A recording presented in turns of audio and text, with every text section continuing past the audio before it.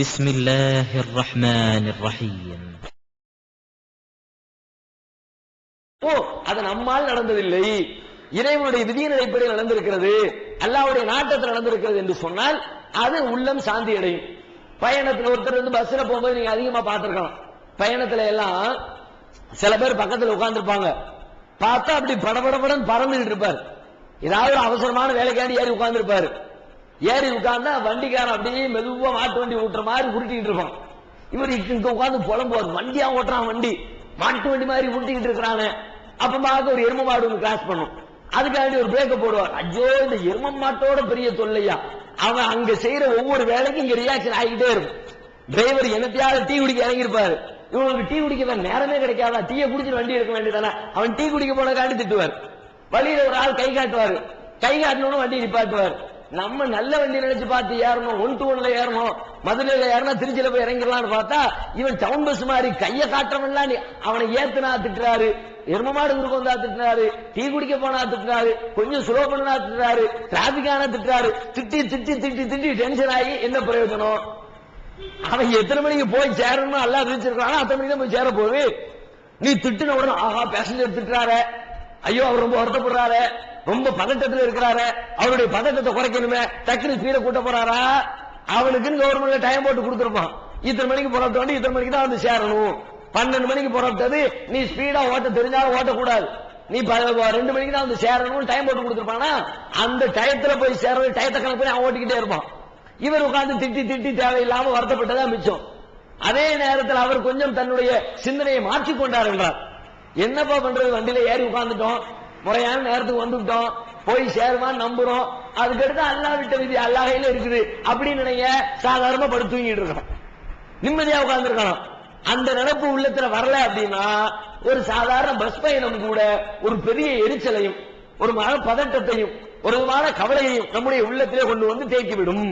அப்ப அல்லாஹ் தான் எல்லாத்தையும் செய்கிறான். இன்னொரு இடத்துல அல்லாஹ் குர்ஆன்ல சொல்லி காட்டுகிறான், குல் நபியே நீங்கள் சொல்லுங்கள், லை யுஸீபனா இல்லாமா கதபல்லாஹு லனா, அல்லாஹ் எங்களுக்கு எதை விதித்திருக்கிறானோ அதை தவிர வேறு ஒன்றும் எங்களை அணுகாது. எது வந்தாலும் அல்லாஹ்வுடைய நாட்டம் தானப்பா, அல்லாஹ் விரும்பின சேவனை ஏத்துக்கிட்டு போறேன், அல்லாஹ் என் விஷயத்துல எதை அவன் தருகிறானோ அதை ஏற்றுக்கொள்வதுதான் என்னுடைய கடமை. அல்லாஹ் செஞ்சதுல போய் நான் கிராஸ் பண்ண முடியுமா, அதை போய் நான் கோவப்பட முடியுமா? அல்லாஹ் எப்படி நடந்தான், அல்லாஹ் அப்படி அல்லாஹ் எப்படி வேணா நடப்பான். லா யுஸால் அம்மா யஃபால், அவன் செய்வதை பற்றி எந்த கேள்வியும் கேட்கப்படாது. வஹும் யுஸாலும், மனிதர்கள் செய்கிற கேள்விக்கு அவன் கேள்வி கேட்பான். அவன் என்னத்தை செஞ்சாலும் அவன் ஏன் அப்படி பண்ணனா, இவன் ஏன் இப்படி பண்ண கேட்கவே முடியாது. உன் வாழ்க்கையில் நடக்கிற எல்லாமே அல்லாஹ் பண்றது. வாழ்க்கையில் நீங்கள் சந்தித்த எல்லா நிகழ்வுகளும் துன்பங்களும் துயரங்களும் அல்லாஹ் ஏற்படுத்தியது. அல்லாஹ் ஏற்படுத்தியது என்று சொன்ன உடனே அதை ஏற்றுக்கொள்ளக்கூடிய மனோப்பக்குவம் ஒரு முஸ்லிமுடைய உள்ளத்திலே வந்துவிட வேண்டும். இல்லை என்று சொன்னால் வாழ்க்கையிலையும் துன்பம், மரணத்துக்கு பிறகு வரக்கூடிய வாழ்க்கையிலையும் துன்பம்.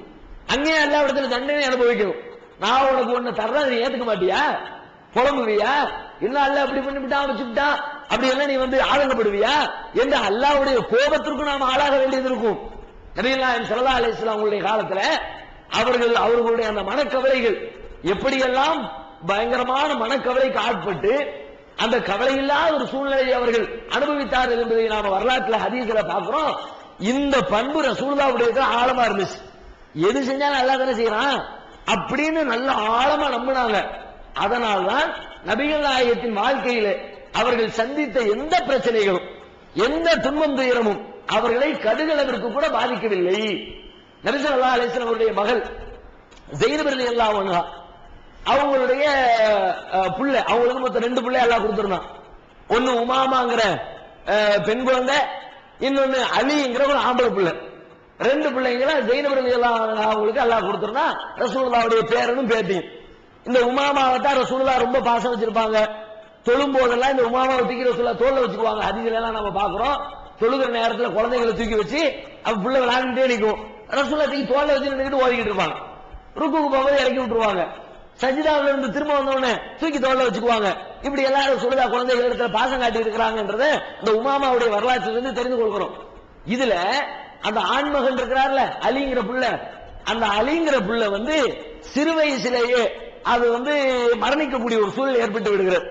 அல்லாஹ் அது மாதிரி அவருடைய விதி ஏற்படுத்தி இருக்கலாம். பிள்ளை வந்து சக்கராத்து ஹால்ல இருக்கிறது. எல்லாத்துக்கும் தெரிஞ்சு போச்சு, இன்னும் கொஞ்ச நேரத்துக்கு மேல புள்ள தாங்காது, கூடிய விரைவிலேயே குழந்தை மரணம் அடைஞ்சிரும் அப்படிங்கிற அதனுடைய அந்த வேதனையை பார்த்து அக்கம் பக்கத்தில் இருக்கிறவர்கள் உணர்ந்து கொள்கிறார்கள். அப்ப ஜெயினப் ரலியல்லாஹு அன்ஹு என்ன பண்றாங்க, நபிகள் நாயகம் ஸல்லல்லாஹு அலைஹி வஸல்லம் அவர்களுக்கு ஆள் அனுப்புகிறார்கள். நீங்க ஒரு ஆள் அனுப்பி விட்டு எங்க பாப்பாவை கூட்டிட்டு வாங்க. அவர் போய் சொல்றாரு, இது மாதிரி உங்க பிள்ளைக்கு பேரனுக்கு முடியல, நீங்க வாங்க, உங்க மகன் கூப்பிடுறாங்க அப்படின்னு. ரசூலுல்லாஹ் விளங்கிக்கிட்டாங்க, பிள்ளை பிரச்சனையில கூப்பிடுறா, இந்த நேரத்தில் நம்ம போய் நின்றுட்டு இருந்தோம்னா தேவையில்லாம ஆளுகிறது வைக்கிறதுன்னு பிள்ளை வருத்தப்படுவா, அதனால ஒரு அறிவுரை மட்டும் சொல்லி அனுப்புவோம் அப்படின்ட்டு வந்தவர்கிட்ட சொல்லி விடுறாங்க. நீ போய் என்னுடைய மகள்கிட்ட நீ போய் சொல்லு, என்ன சொல்லு, இன்னலில்லாஹி மா அகத வலஹு மா ஆதா, இன்னலில்லாஹி மா ஆதா வலஹு மா அகத, கொடுத்தவை அனைத்தும் அல்லாஹ்வுக்கே உரியது. உலகத்தில் நீங்க எதையெல்லாம் உங்களுக்கு உரியது நீங்க சேர்த்து வச்சிருக்கிறீங்களோ, எதெல்லாம் உங்களுக்கு சொந்தமானது நீங்க நினைக்கிறீங்களோ, அந்த சொந்தமானது எதையும் நீங்க கொண்டு வரல, நீங்களா உருவாக்கல. உங்களுக்கு பிறந்த பிள்ளையை நீங்களா உருவாக்குனீங்க, நீங்க ஓட்டக்கூடிய வாகனத்தை நீங்களா உருவாக்குனீங்க, நீங்க குடியிருக்கிற வீட்டை நீங்களா உருவாக்குனீங்க. நிஜமாவே நீங்கள் உருவாக்கியதாக நீங்கள் சொன்னாலும் நீங்கள் உருவாக்கவில்லை. அல்லாஹ் உங்களுக்கு கொடுத்திருக்கிறான், தன்னுடைய அருளால் தன்னுடைய கிருபையால் அவன் கொடுத்திருக்கிற கிஃப்ட் அது. யாரும் பிறக்கும் போதே கையில பேங்க் பேலன்ஸோட அம்மாவுடைய வயிற்று வெளியில வந்தோம், பிறக்கும் போதே கையில தங்கத்தையும் வெள்ளியையும் உருக்கிக்கிட்டா கொண்டு வந்தோம், வரும்போது வெறுங்கையா தானப்பா வந்த, உலகத்துல வந்ததுக்கு பிறகு கிடைச்சிச்சு, இதை யாரு கொடுத்தா, அல்லாஹ் உனக்கு கொடுத்தா. அதனால நீ என்ன நம்பணும்னா, எதுவெல்லாம் உனக்கு வழங்கப்பட்டிருக்கிறதோ அவை அனைத்தும் அல்லாஹ்வுக்குரியது என்று நம்ப வேண்டும்.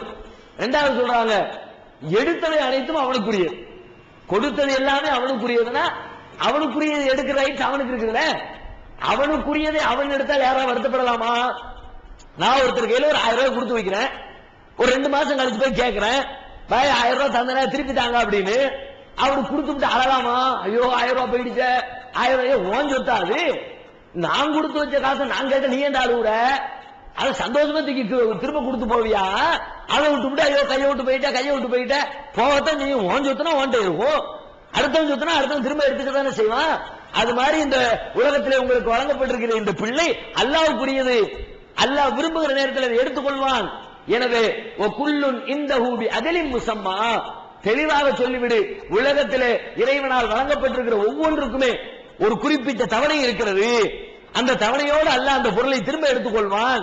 எனவே என் மகளுக்கு நீ சொல், பல் தஸ்பிர் பல் தஹ்தசிப், அவளை பொறுமையாக இருக்க சொல், அவளை அல்லாஹ்விடத்திலே நன்மை எதிர்பார்க்க சொல். இந்த பிள்ளையை அல்லாஹ் எடுத்துக்கிட்டாங்கன்னா, யா அல்லாஹ் அதற்கு பகரமா எனக்கு மறுமையில நன்மையை கொடு, எனக்கு நீ மறுமையில சொர்க்கத்தை கொடு என்று இறைவனிடத்திலே நன்மையை எதிர்பார்க்க சொல் என்று சொல்லி ரசூலுல்லாஹ் அந்த ஆளை அனுப்பி விடுறாங்க. அவர் திரும்ப சொல்றார், ரசூல் ஸல்லல்லாஹு அலைஹி வஸல்லம் சொன்ன விஷயங்களை எல்லாம் சொல்றார். சொன்னாலும் ஜெயினப் ரலியல்லாஹு அன்ஹு ஒரு சமாதானம் அடையல. சமாதானம் அடையாம என்ன பண்றாங்க, இல்ல இல்ல என் தகப்பனார் வரணும், அவங்க சொல்றதெல்லாம் எனக்கு விளங்குது, அவங்க சொல்லக்கூடிய விஷயத்தை நான் புரிஞ்சுக்கிறேன், ஆனா என் புள்ள கஷ்டப்பட்டுக்கிட்டு இருக்கிறான், உடனே என் தகப்பர் இந்த தந்தை இந்த இடத்துக்கு வந்து ஆகணும் அப்படின்ட்டு கண்டிப்பாக அழைச்சிட்டு வாங்கிறாங்க. எப்படி சொல்றாங்கன்னா, அல்லாஹ் மேல சத்தியம் விட்டு சொல்றாங்க, அல்லாஹ் மேல சத்தியமா சொல்றேன், என் தகப்பனார் இந்த இடத்துக்கு வரணும். இந்த இதுல இன்னொரு சட்டத்தை கூட நாம விளங்கணும். இந்த இடத்துல சத்தியம் பண்றது இருக்குல்ல, சத்தியம்ங்கிறது யாரு பண்ணணும், எதுக்கு பண்ணணும்? நான் செய்யக்கூடிய காரியத்துக்கு, அது நான் செய்துவிட்ட காரியத்துக்கு, நான் சம்பந்தப்பட்டிருக்கிற காரியத்துக்கு தான் நான் சத்தியம் பண்ணணும். அடுத்த ஆளு சம்பந்தப்படுத்துற காரியத்துக்கு நான் சத்தியம் பண்ண முடியுமா? சத்தியம்னு பண்றதா இருந்தா எனக்கு தான் நான் பண்ணணும்.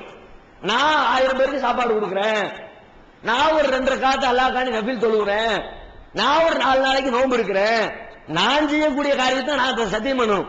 யாரெல்லாம் இந்த காரியத்தை எனக்கு முடிச்சு கொடுத்துட்டேன்னா, இவனை ஒரு 100 ரக்காத்து தொலை சொல்றேன், பக்கத்துல உள்ள மேல கையை காட்டலாமா? சத்தியம் பண்ண. ஆனா இந்த இடத்துல பாத்தீங்கன்னா அப்படித்தான் நடக்குது. இங்க என்ன நடக்குதுன்னா, அல்லாஹ் மேல சத்தியமா எங்க அத்தா இங்க வரணும், அல்லாஹ் மேல சத்தியமா நான் அங்க போகணும்னு சொன்னா நியாயம் இருக்கிறது, அல்லாஹ் மேல சத்தியமா சொல்றேன் எங்க அத்தா இங்க வரணுங்கிறாங்க. ரசூலுல்லாஹ்ட்ட போய் செய்தி சொல்லப்படுகிறது. உடனே ரசூலுல்லாஹ் என்ன பண்ணாங்க, சத்தியம் பண்ணி என் புள்ள சொல்லிட்டாளா, அப்ப நான் கிளம்புறேன்னு கிளம்பி விட்டாங்க. அப்ப என்ன விளங்குதுன்னா, அதுக்குள்ள ஒரு இன்னொரு செய்தி என்ன விளங்குதுன்னா, சம்பந்தப்பட்டவர்கள் உரிமைதாரர்கள் இருக்கிறாங்கல்ல ஒரு குடும்பத்துல, தந்தை தாய் பிள்ளை மகன், இந்த உறவுகள் விஷயத்தில் ஒருவர் தான் செய்ய வேண்டிய சத்தியத்தை தனது பெற்றோருக்காகவோ தன்னுடைய தாய் தந்தையருக்காகவோ அல்லது தன்னுடைய பிள்ளைகளின் நிமித்தமாகவோ சத்தியத்தை செய்தால் அந்த சத்தியத்தை பெற்றோர்கள் நிறைவேற்ற வேண்டும், பிள்ளைகள் நிறைவேற்ற வேண்டும். நான் சத்தியம் பண்ணணும் மாறுதான், எங்க அத்தா என் விஷயத்துல சத்தியம் பண்ணினாருன்னா நானே சத்தியம் பண்ணனா எப்படியோ அப்படித்தான் நான் எடுத்துக்கணும். எங்க அத்தா என்ன பண்ணாரு, அவர் விஷயத்துக்கு பண்ணி விட்டார் போயா அப்படின்னு நான் போக கூடாது. நான் என்ன செய்யணும், என் தகப்பனார் பண்ணனா நான் பண்ணுனதான், நான் பண்ணுனா என் தகப்பனார் அப்படி நினைக்கணும், என் புள்ள பண்ணினாலும் நான் பண்ணதான் என்று நினைத்து அதை செயல்படுத்த வேண்டும். ஊர்ல உள்ள மற்றவங்களுக்கு எல்லாம் எடுத்துக்க கூடாது. தாய் தந்தை இந்த பெற்றோர் பிள்ளைகள் இந்த உறவுக்கு மாத்திரம் அது சாத்தியமாகும். இந்த அதிலிருந்து கூடுதலா விளங்குகிறது. இப்ப ரசூலுல்லாஹ் என்ன பண்ணிட்டாங்க, வர்றாங்க, வந்து புள்ள வந்து ரசூல் ஸல்லல்லாஹு அலைஹி வஸல்லம் கையில கொடுக்கப்படுகிறது. புள்ளைய தூக்கி கையில வச்சிருக்காங்க. புள்ள அந்த வேதனையால துடிக்கிறது. அவருடைய உயிர் அப்படி மேலும் கீழும் மூச்சு வாங்குகிறது. நபிகள் நாயகம் ஸல்லல்லாஹு அலைஹி வஸல்லம் அந்த பிள்ளையினுடைய வேதனையை பார்க்கிறார்கள். கண்களில் இருந்து கண்ணீர் தாரை தாரையாக கொட்டுகிறது. பக்கத்தில் இருந்த சஹாபாக்கள் கேட்கிறாங்க, மாஹாதா யா ரசூலுல்லாஹ், அல்லாஹ்வுடைய தூதரே என்ன இது, நீங்களும் அழுகிறீங்க, உங்க கண்ணில இருந்து கண்ணீர் வரலாமா அப்படிங்கிற மாதிரி சஹாபாக்கள் ரசூல் ஸல்லல்லாஹு அலைஹி வஸல்லம் இடத்துல கேள்வி கேட்கிறாங்க. அப்ப நபிகள் நாயகம் ஸல்லல்லாஹு அலைஹி வஸல்லம் சொல்றாங்க, ஹாதிஹி ரஹ்மத்துன், இது அல்லாஹ்வுடைய அருட்கொடை. கண்ணீருங்கிறது அது மார்க்கத்தில் தடுக்கப்பட்டது இல்லப்பா, இது அல்லாஹ் கொடுக்கிற இரக்கம், அருட்கொடை. ஜஅலஹல்லாஹு ஃபீ குலூபி இபாதிஹி, தன்னுடைய அடியார்களின் உள்ளத்தில் இந்த இரக்கத்தை அல்லாஹ் ஏற்படுத்துகிறான். இன்னமா யர்ஹமுல்லாஹு மின் இபாதிஹி ரஹமா, அல்லாஹ் தன்னுடைய அடியார்களில் யாருக்கு இரக்கம் காட்டுவான் என்றால், யார் உலகத்திலே இரக்கமுடையவர்களாக இருக்கிறார்களோ அவர்களுக்கு தான் அல்லாஹ்வும் இரக்கம் காட்டுவான். அதனால கண்ணீர் விடுறது மார்க்கத்தில் தப்பு கிடையாது. இந்த வாய் இருக்குத, நாக்கு இருக்குத, இதுதான் தப்பு. நாக்கு என்ன தப்பு, நாக்குல இருந்து தேவையில்லாம சொல்லுவோமே, கெட்ட வார்த்தைகளை பயன்படுத்துவோமே, புலம்புவோமே, ஒப்பாரி வைப்போமே, அதுதான் மார்க்கத்தில் தடை. கண்ணீர் விடுறதுங்கிறது அது இரக்கத்தின் வெளிப்பாடு என்று சொல்லி நபிகள் நாயகம் ஸல்லல்லாஹு அலைஹி வஸல்லம் அந்த இடத்துல விளக்கம் கொடுக்கிற காட்சியை பார்க்கிறோம். இப்ப ரசூல் ஸல்லல்லாஹு அலைஹி வஸல்லம் இவ்வளவு பெரிய ஆற்றாமையை, தன்னுடைய பிள்ளைக்கு ஏற்பட்ட அந்த கஷ்டத்தை அவர்கள் மறப்பதற்கு ஆறுதல் சொன்ன வார்த்தை என்ன, அவர்களுடைய கவலைக்கு நபிகள் நாயகம் சொன்ன மருந்து என்ன, இன்னலில்லாஹி மா ஆதா வலஹு மா அகல, கொடுத்தவை அனைத்தும் அவனுக்குரியது, அவன் கொடுத்ததை நினைச்ச நேரத்தில் எடுத்துக்குவான். அப்படி நினைச்சு பாருங்க. ஓம் பிள்ளையா, ஓம் பிள்ளைதான், நீதான் பெத்தெடுத்த, நீதான் தாயி, நீதான் தந்தை, ஆனாலும் இதற்கு உண்மையான சொந்தக்காரன் நீ இல்ல, படைச்ச ரப்பு. அதை நினைச்சு பாரு. அல்லாஹ்வுடைய நாட்டம் நான் ஏற்றுக்கொள்கிறேன், இதை விட சிறந்ததை என் இறைவனிடத்தில் எதிர்பார்க்கிறேன். அல்லாஹ் ரப்பல் ஆலமீனுடைய பிரார்த்தனையை ஏற்றுக்கொண்டு இதை விட நல்ல குழந்தையை, சிறந்த குழந்தையை, அல்லாஹ்வுடைய அச்சத்தோடு வாழக்கூடிய ஒரு நல்ல குழந்தையை எனக்கு தரட்டும் என்று அல்லாஹ்விடத்தில் நீங்க துஆ செய்யுங்க. அல்லாஹ் கொடுத்ததை ஏத்துக்க. அந்த பண்பு அல்லாஹ்வுக்கு ரொம்ப பிடிச்ச பண்பு. அல்லாஹ் கொடுத்ததுல சந்தேகம் வந்துச்சு, நெருங்கல் வந்துச்சு, அதுல வருத்தம் வந்துச்சு, அல்லாஹ்வுக்கு ரொம்ப பெரிய கெட்ட கோபம் வருமா. அல்லாஹ் விடுங்க, சாதாரண மனிதன் இல்லாம ஒருத்தர் வந்து நமக்கு என்ன ஒண்ணு கொடுக்கிறார், கொடுத்தா அந்த கொடுக்கிறவருக்கு நாம சந்தோஷத்தை ஏற்படுத்துறதா எப்படி ஏற்படுத்துறது, கொடுக்கிறவர் எது கொடுத்தாலும் சரி சந்தோஷமா வாங்கினீங்கன்னு வச்சுக்குவோம், அவரு திருப்தியோட போவார். ஒருத்தர் நோயாளியா இருக்கிறாரு, வீட்டுக்கு திராட்சை பழத்தை வாங்கிட்டு போறார், நோயாளியை பார்க்க போறதுக்காக வேண்டி ஒரு 1/4 கிலோ திராட்சை பழத்தை வாங்கிட்டு போறார். வாங்கிட்டு போய் வீட்டுல வச்ச உடனே அவன் பெரிய கோடீஸ்வரா இருக்கான்னு வச்சுக்குவோம், என்ன இதை போட்டு வாங்கிட்டு இருக்கிற, வேற சாமானே ஒண்ணு கிடைக்கல, மேனைக்கு எடுத்து திராட்சை பாரு, மூடையாக திராட்சை பழம் அடிச்சு கிடக்கு வீட்டுல, இதைத்தான் போட்டு சாமான் வாங்கிட்டு இருக்கிறீங்க என்று அந்த மனிதனிடத்துல சொன்னால் எப்படி இருக்கும்? அந்த மனிதனுடைய உள்ள எவ்வளவு பாடுபடும். எந்த இப்படி நமக்கு கஷ்டம் அவ்வளவுதான், நமக்கு திராட்சை பழம் தான் வாங்க முடியும், ஆப்பிள் பழம் வாங்குற அளவுக்கு, மாதுளை பழம் வாங்குற அளவுக்கு நம்மகிட்ட காசு இல்ல, ஏதோ ஒரு 4 கிலோ 20 ரூபாய் 25 ரூபாய்க்கு திராட்சை பழத்தை வாங்கிட்டு வந்தா இப்படி சல்லு புல்லுன்னு நாய் மாதிரி எரிஞ்சு விடுறாங்க, ஏன்டா இவனுக்கு வாங்கிட்டு வந்தோம், இவனுக்கு போய் இந்த 20 ரூபாய் செலவழிச்சமே, இந்த 20 ரூபாய் யாராவது ஒரு பிச்சைக்காரனுக்கு கொடுத்துருக்கலாமே, சந்தோஷமா ஒரு நேரம் திருட்டு போயிருப்பானு நினைப்பானா இல்லையா? நாம நினைக்கிறோமா இல்லையா? நாம ஒரு பொருளை, ஒரு அன்பளிப்பை ஒரு மனிதனுக்கு கொடுக்கிற பொழுது அந்த மனிதர் அதை சந்தோஷத்தோடு வாங்க வேண்டும் என்று எதிர்பார்க்கிறோம், திருப்தி பெற வேண்டும் என்று எதிர்பார்க்கிறோம். அந்த திருப்தியான முகம் அவருடைய முகத்தில் வெளிப்படவில்லை என்று சொன்னால் நமக்கு கோபம் வருகிறது. அல்லாஹ் கூறாதா? அல்லாஹ் எதை கொடுத்தாலும் சந்தோஷமா வாங்கி பாருங்க, அல்லாஹ் உங்களுக்கு பிரதிபலனை எப்படி தருவா சொல்லி காட்டுகிறான். உலகின் சக்கரத்தும் அசீதன்னுக்கும், உங்களுக்கு நான் என்ன கொடுத்திருக்கிறேனோ அதற்காக நீங்கள் நன்றி செலுத்தினால், அதை நீங்கள் திருப்தியோடு ஏற்றுக்கொண்டால், அல்லாஹ் எனக்கு தந்திருக்கிறாயா, ஏதோ ஒரு சட்டையாவது கொடுத்திருக்கிறான்ல, அல்ஹம்துலில்லாஹ், ஒரு சட்டையும் இல்லாதவனை விட எனக்கு போடுறதுக்கு ஒரே ஒரு சட்டையாவது இருக்குதுல அப்படின்னு கொடுத்த நினைச்சு சுக்குர் சொல்லுங்க, அல்லாஹ்வுக்கு நன்றி செலுத்துங்க. அல்லாஹ் சொல்றான், அசீதன்னுக்கும், உங்களுக்கு நான் மேலும் மேலும் அதிகப்படுத்தி தந்து கொண்டே இருப்பேன். கொடுத்த விஷயத்தை திருப்தியா நினைச்சு பாரு. உலகின் கபர்த்தும், நீங்கள் நன்றி மறந்தால் என்ன இப்படி தந்து விட்டான், என்ன இப்படி ஆக்கிவிட்டான் என்று நீங்கள் நன்றி கெட்டத்தனமாக நடந்தால் இன்ன அதாபில ஷதீத், என்னுடைய வேதனை கடுமையானது என்பதை புரிந்து கொள்ளுங்கள். என்ன விளங்குது? அல்லாஹ் கொடுத்தது நீங்க ஏத்துக்கணும்.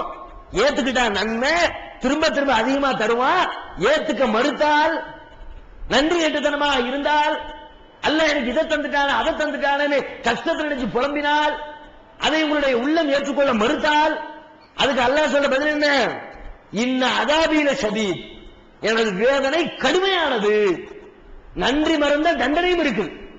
நன்றி மறந்த சும்மா விட மாட்டான். அல்லாஹ் இப்படி தந்துட்டானு புலம்புனா ஏதோ புலம்பிட்டான்னு விட மாட்டான். ஏன்டா புலம்புன? ட்ரெஸ் தரும்போது சிரிச்சல. இதுல இருந்து கிரேட் எஸ்கேப் ஆறதுக்கு ஒரு அழகான ஐடியா நானே உங்களுக்கு சொல்லி தரேன். அதாவது குருடனாகவும் சப்பானியனாகவும் மூக்கு பெரியனாகவும் கால் உடைந்தனாகவும் கை உடைந்தனாகவும் கூணனு, இது எல்லா குறையும் ஒரே ஆளுக்கு இருக்கும்ல, அவன் வரக்கூடாது அப்படின்னு சொல்லிட்டீங்கன்னா நல்ல ஐடியா. இதுல இருந்து தப்பிச்சிடலாம். நித்திய ஜீவனை அடையக்கூடிய வழி என்னன்னு கேட்டா காட்டி இதுதான் வழிங்கிறீங்க. இதுல நிறைய பொய் இருக்குன்னு கேட்டா ஆமா எங்களுக்கு தெரியுமே, மனித கரங்கள் விளையாடு இருக்கு ஆமா எங்களுக்கு தெரியுமே அப்படிங்கிறீங்க. அடுக்கடுக்கான கேள்வி கணைகளுக்கு அமைதி காத்த பாதிரியார்கள், படிக்க முடியாத பைபிள் வசனங்கள், திருத்தவர்களை திணற வைத்த விவாதம் ஒரு டிவிடியாக, விலை ரூபாய் 30 மட்டுமே, கொரியர் செலவு தனி. கிடைக்கும் இடம் TNTJ வீடியோ விஷன், எண் 30, அரண்மனைக்காரன் தெரு, மண்ணடி, சென்னை 1. செல் 9500168989. வெளிவந்துவிட்டது இஸ்லாம் கூறும் குடும்பவியல் ரமலான் மாதம் தொடர் சொற்பொழிவு 5 டிவிடிகளாக, விலை ரூபாய் 150 மட்டுமே, கூரியர் செலவு தனி. கிடைக்கும் இடம் TNTJ வீடியோ விஷன், நம்பர் 30, அரண்மனைக்காரன் தெரு, மண்ணடி, சென்னை 1. கார தர்மம் சிரிச்சல்ல, பிரியாணி தர்மம் சிரிச்சல்ல, பழைய இளைஞ தர்மம் சிரிச்சுக்கிட்டே தின்னு. ஏன் அழுகுற? ஏன் கஷ்டப்படுற? ஏன் புலம்புற? உனக்கு அது பிடிக்கலாட்டி அல்லாஹ்விட்ட கேளு. யா அல்லாஹ் எனக்கு இன்னும் தான், எனக்கு பழைய சோறுல இறங்க மாட்டேங்குது, ஒரு பிரியாணியை கொடு, ஒரு புலாவ் சோறை கொடு, ஒரு நெய் சோறை கொடு, ஒரு சிக்கனை கொடு, ஒரு மட்டனை கொடு, கேளு. கேட்கறது தப்பு இல்ல. இதை தந்துட்டிய நான் எப்படி தின்ன? என்னுடைய தகுதிக்கு நீ தரலாமா? நீ என்னடா என்று இப்படி கேட்கறது? கேட்டனா அடிதான் உனக்கு. இன்ன அதாபில ஷதீத், யாரேனும் அப்படி நன்றி மறந்தால், நன்றி மறந்தவர்களுக்கு என்னுடைய வேதனை இருக்கிறது என்பதை எச்சரிக்கையாக சொல்லிக் கொள்வதாக திருமறை குர்ஆனிலே அல்லாஹ் பேசுகிறான். அப்ப அல்லாஹ் தான் எல்லாத்தையும் செய்யறான். அல்லாஹ் என்னத்தை செய்யறான் அதை நான் ஏத்துக்குவேன் என்ற மனோபக்குவம் வந்தால் பெரும்பாலான மனக்கவலைகளில் இருந்து, டென்ஷன்களில் இருந்து, பரபரப்புகளில் இருந்து நம்மை நாம் விடுவித்துக் கொள்ள முடியும். ஒரு மனிதனுடைய இழப்புகளே பெரிய இழப்புன்னு சொல்றதா இருந்தா, அவங்களுடைய குடும்பத்தில் இருக்கிற குடும்ப உறுப்பினர்களுடைய மரணத்தை தான் சொல்லணும். அந்த மரணம் தான் ஒரு பெரிய இழப்பை பெரும்பாலும் ஏற்படுத்துகிறது. அதை நினைச்சு கவலைப்படுற அளவுக்கு வேற எதுக்கும் பெரும்பாலான மனிதர்கள் கவலைப்படுறதில்லை. பேராசை பிடிச்சவன் காசுக்கு கவலைப்படுவான். ஆனால் மனிதரோடு மனிதர் பழகி கலந்து வாழக்கூடிய, ஒரு மனிதரின் மீது இன்னொருவர் நேசம் வைத்திருக்கக்கூடிய நிலையில தன்னால் நேசிக்கப்பட்டவர்கள், தன்னுடைய பாசத்திற்குரியவர்கள் இந்த உலகத்தை விட்டு பிரிகிற பொழுது அதனால் ஏற்படக்கூடிய துக்கம் தான் காலாகாலத்திற்கும் மாறாத வடுவாக ஒவ்வொரு மனிதனுடைய உள்ளத்திலேயும் பதிந்து போய்விடுகிறது. அதை நம்ம எல்லாருடைய வாழ்க்கையிலையும் பார்க்கிறோம். நபிகள் நாயகத்தினுடைய வாழ்க்கையை எடுத்து பாருங்க. இந்த மரணம் நபிகள் நாயகத்தினுடைய வாழ்க்கையில எந்த அளவிற்கு விளையாடி இருக்கிறது பாருங்க. நம்ம குடும்பத்தில் கூட அப்படி சந்திச்சிருக்க மாட்டோம். ரசூல் ஸல்லல்லாஹு அலைஹி வஸல்லம் அப்படி சந்திக்கிறாங்க. அவர்கள் உயிரோடு வாழக்கூடிய காலத்துல நபிகள் நாயகத்தை விட்டு செல்லக்கூடிய உயிர்கள் எத்தனை தெரியுமா? அவங்க பெத்தெடுத்த பிள்ளைங்களை பற்றி கேளுங்க. மனைவிமாரை விட்டுருவோம், நண்பர்களை விட்டுருவோம், பெரியத்தா சின்னத்தா விட்டுருவோம், சொந்த பந்தங்களை விட்டுருவோம். அவங்க பெத்தெடுத்த பிள்ளைங்க இருக்கிறாங்கல்ல, அந்த பிள்ளைங்களை ரசூலுல்லாஹ் வாழுகிற காலத்துல எத்தனை பேர் வரி கொடுத்தாங்க? அவங்க உசுரோடு வாழும் காலத்திலேயே பிறந்த பிள்ளைகள பெரும்பாலான பிள்ளைங்க மூத்தா போயிட்டாங்க. ஒரு மனுஷனுக்கு அதை விட துன்பம் பெரிய துன்பம் இருக்காது. ஒரு மனிதர் கஷ்டப்படுறாரு, சம்பாதிக்கிறாரு, கல்யாணம் முடிக்கிறாரு, புள்ள பெற்றிருக்கிறாரு, பிள்ளைங்க வளர்ந்து ஆளாகி பெரியவர்களாகி அவர்களுக்கு கல்யாணம் முடிச்சு கொடுத்து, அதுக்கு பிறகு அவர்களுக்கு முன்னாடி இவர் போயிட்டாருன்னா பிரச்சனை இருக்காது. கல்யாணம் முடிச்சு கொடுத்து பேரம் பேத்தியெல்லாம் எடுத்த நிலையில எல்லா பிள்ளைங்களும் ஒன் பை ஒன்னா திரும்ப திரும்ப மூத்தானா கற்பனை பண்ணி பாருங்க. மனுஷனால தாங்கிக்கவே முடியாது. தான் கண்ணு முன்னாடியே தான் வாரிசுகள் எல்லாம் போயிட்டாங்களே, நம்ம வாரிசுகள் இல்லாத ஒரு சூழலுக்கு தள்ளப்பட்டுட்டோமே என்று ஒரு மனிதர் நினைத்தால் அதை விட துக்கம் வேற ஒன்றும் கிடையாது. நபிகள் நாயகத்துக்கு இந்த துக்கம் எந்த அளவுக்கு இருந்துச்சு? முதல்ல அல்லாஹ் ஒரு பிள்ளையை கொடுத்தான். காசிம்னு ஒரு பிள்ளை மக்காவுடைய வாழ்க்கையில. அந்த பிள்ளைய பத்தி வேற எந்த தகவலும் ரெக்கார்டுல இல்ல.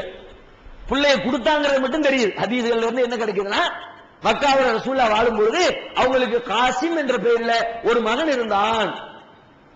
அந்த பெயரால ரசூலுல்லாஹ் வந்து அபுல் காசிம் என்று அழைக்கப்பட்டார்கள். அபுல் காசிம்னா காசிமுடைய தந்தை என்று அழைக்கப்பட்டார்கள்.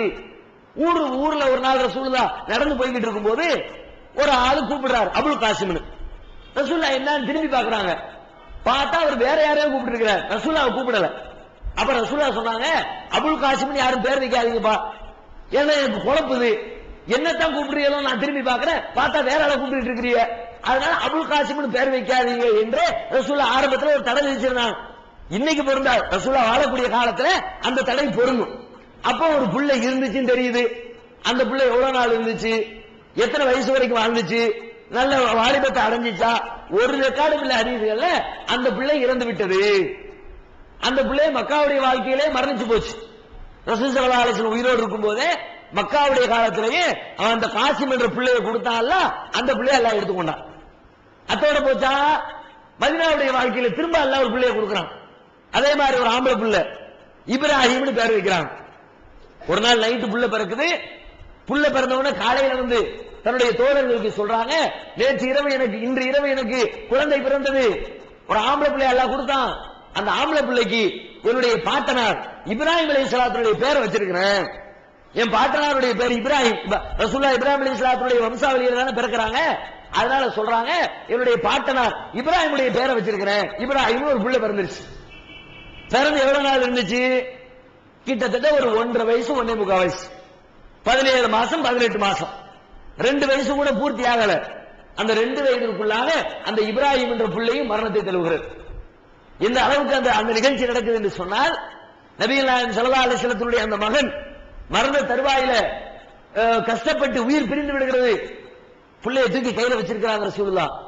கையில வச்சுட்டு சொல்றாங்க, அல்ல ஆயினு ததுமாவு ஒல் கல்பு யஹ்ஸுனு வ இன்னா லிஃபிராகிக யா இப்ராஹிம் லமஹ்ஸூனூன். கண்கள் கண்ணீர் வெடிக்கிறது, உள்ளமோ வேதனையால் துடிக்கிறது, உனது பிரிவால் மிக்க வருத்தத்திற்கு ஆளாகிவிட்டோம் இப்ராஹிமே, நீ பிரிஞ்சு போனது எங்களுக்கு ரொம்ப கவலை ஏற்படுத்தி விட்டது. ஆனாலும் சொல்கிறேன், எங்கள் இறைவன் பொருந்திக் கொள்ளாத வார்த்தைகளை நான் பயன்படுத்த மாட்டேன். நீ போனது கவலை தான், வருத்தம் தான், ஆனாலும் அந்த வருத்தத்துக்காக வேண்டி அல்லாஹ் எப்படி பண்ணிவிட்டிய, எனக்கு இருந்த ஒரே ஒரு ஆம்பளை பிள்ளை, அந்த பிள்ளையை நீ எடுத்துக்கிட்டிய, அப்படியெல்லாம் நான் சொல்ல மாட்டேன். கவலை தான், கண்கள் கண்ணீரை வெடிக்கட்டும், ஆனாலும் என் இறைவன் பொருந்திக் கொள்ளாத வார்த்தையை நான் பயன்படுத்த மாட்டேன் என்று சொல்லிவிடுகிறார்கள்.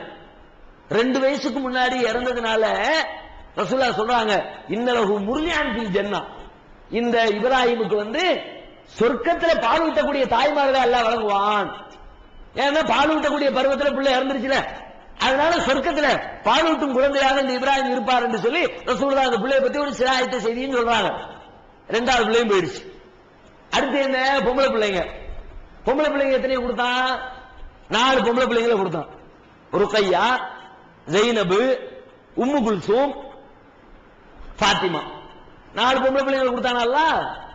ருக்கையா ரலியல்லாஹு அன்ஹா நபிகள் நாயகம் ஸல்லல்லாஹு அலைஹி வஸல்லம் மக்காவில இருந்து மதீனாவுக்கு வந்து 2வது ஆண்டு பத்ர் யுத்தம் நடைபெறுகிறது.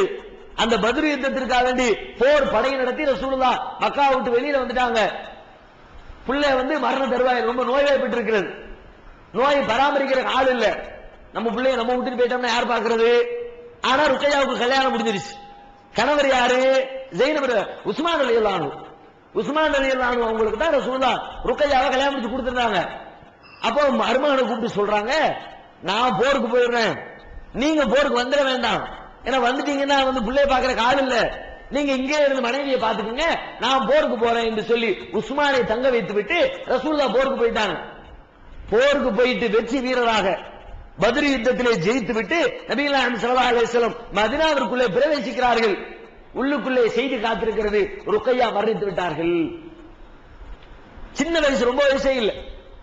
ரசூலுல்லாவுக்கு கணக்கு பண்ணுங்களேன், ரசூலுல்லாவுடைய வயசையும் ரசூலுல்லாவுக்கு வந்து ஒரு 53 வயசு, ரசூலுல்லாவுக்கு 53 54 வயசுல அவங்களுடைய பிள்ளைக்கு எத்தனை வயசு இருந்திருக்கும்? 25 வயசுல கல்யாணம் ஆகுது. அப்ப ஒரு 2 வருஷம் 3 வருஷத்துக்கு பிறகு பிள்ளை பிறந்திருந்தா கூட ஒரு 20 வயது 18 வயது 19 வயது அந்த நிலையில இருக்கிற புள்ள கல்யாணம் முடிச்சு கொஞ்ச நாள்ல அந்த பிள்ளை இறந்து போகுது. அத்தோட போச்சா? ஹிஜ்ரி 2ல ருக்கையா மரணம்.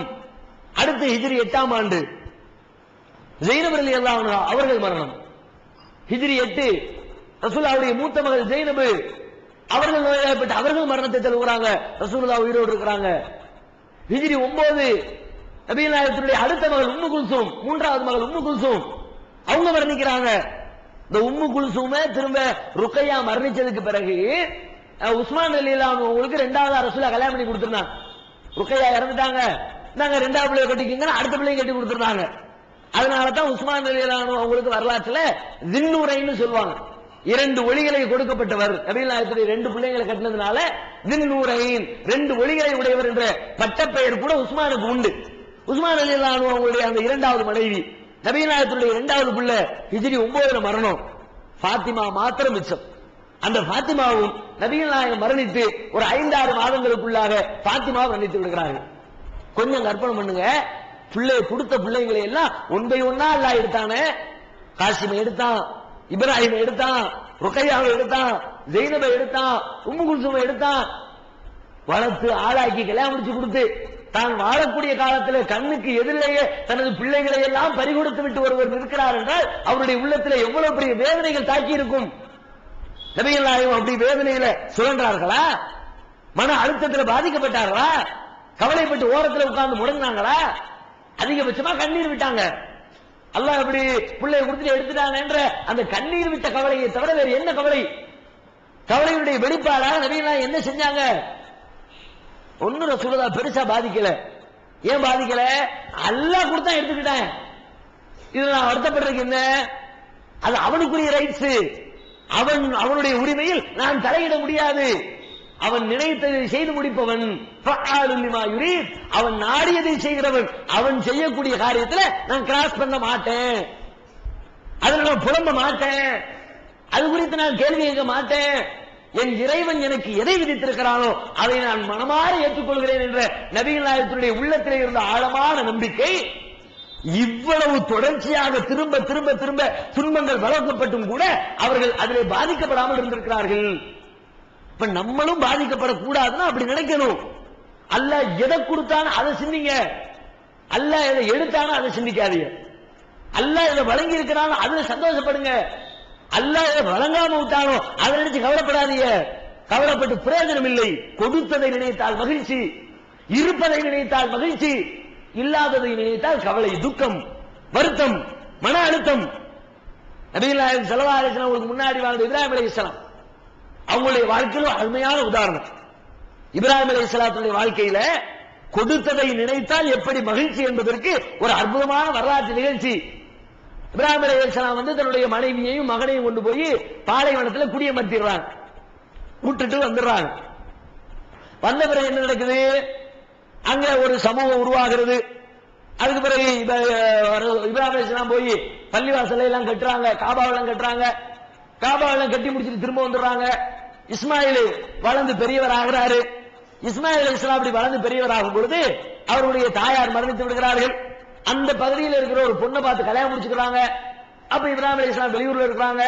அதுக்கப்புறம் கொஞ்ச நாளைக்கு பிறகு திரும்ப தன்னுடைய பிள்ளைய பாக்குறதுக்காக வேண்டி இப்ராஹிம் அலைஹிஸ்ஸலாம் வர்றாங்க. வந்தா வீட்டுல இஸ்மாயில் அலைஹிஸ்ஸலாம் இல்ல, மனைவி மட்டும் இருக்கிறாங்க. கேட்கிறாங்க இப்ராஹிம் நபி, அம்மா எங்க இஸ்மாயில் எங்க? அவங்க வெளியில வேட்டைக்கு போயிருக்கிறாங்க.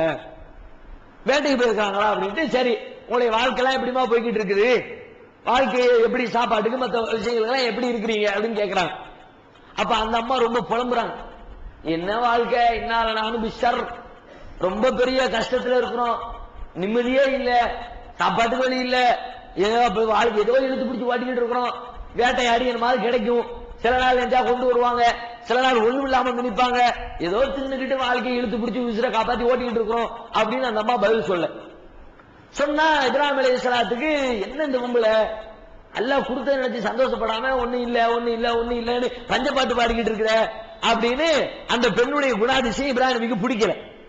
சொல்றாங்க, இஸ்மாயில் வந்தாருன்னா வந்த உடனே சொல்லு, இந்த மாதிரி வீட்டுக்கு வாசப்படி சரியில்லை, நான் மாத்த சொன்னேன்னு சொல்லிருமா அப்படின்னு போயிடறாங்க. போயிட்டு கொஞ்ச நேரம் கழிச்சு சாயங்காலம் போல இஸ்மாயில் அலைஹிஸ்ஸலாம் வர்றாங்க. வந்த உடனே யாரோ வந்துட்டு போன மாதிரி இருக்க. யாரும் வந்தாங்களா? ஆமா, ஒரு வயசாளி ஒரு பெரியவர் ஒருத்தர் வந்தாரு. வந்து என்ன சொன்னாரு? இது மாதிரி விசாரிச்சாரு. நான் என்ன சொன்னேன், கடைசியில வீட்டுக்கு வாசப்படி சரியில்லை, அதை மாத்தணும்னு சொல்லிட்டு போனாரு அப்படின்னு விவரத்தை சொல்றாங்க. இஸ்லாத்தை குர்ஆன் மற்றும் ஹதீஸ் வாயிலாக அறிந்திட அழகிய இணையதளமான onlinepj.com என்ற இணையதளத்திலிருந்து எடுக்கப்பட்ட இஸ்லாம், அரசியல் மற்றும் சமூக கேள்விகளுக்கான பதில்களின் ஒரு தொகுப்பு.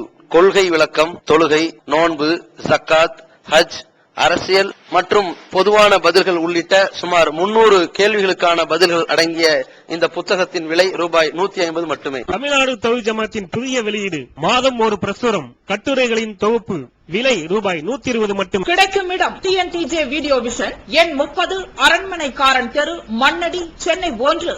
செல் 9500168989. இப்போது புத்தம் புது வடிவில் பல சிறப்பம்சங்களுடன் onlinepj.com மற்றும் tntj.net இணையதளங்கள். அப்ப இஸ்மாயில் அலைஹிஸ்ஸலாம் சொல்றாங்க, வந்துட்டு போனது வேற யாரும் இல்லமா, என்ன பெத்தெடுத்த தந்தை இப்ராஹிம் தான் வந்திருக்கிறாங்க.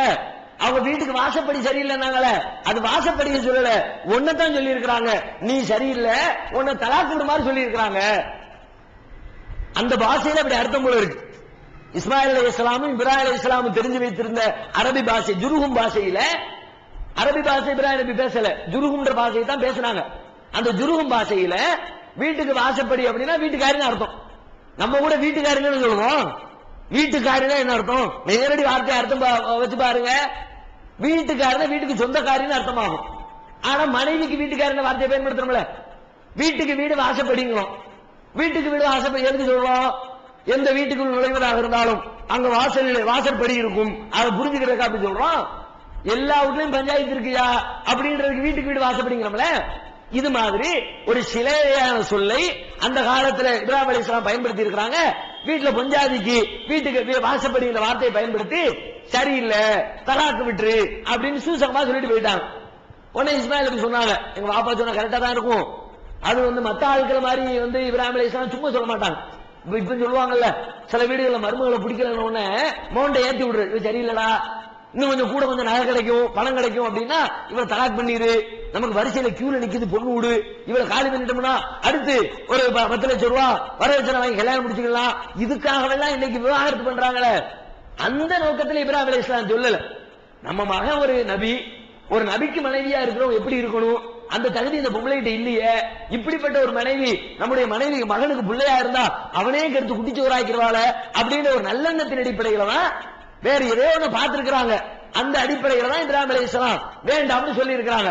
சொல்லிவிட்டு அவர் சொல்லிவிட்டாரு, அஸ்ஸலாமு அலைக்குமா, உங்க அம்மா வீட்டுக்கு போயிட்டு வா அப்படின்னு அனுப்பி விட்டாங்க.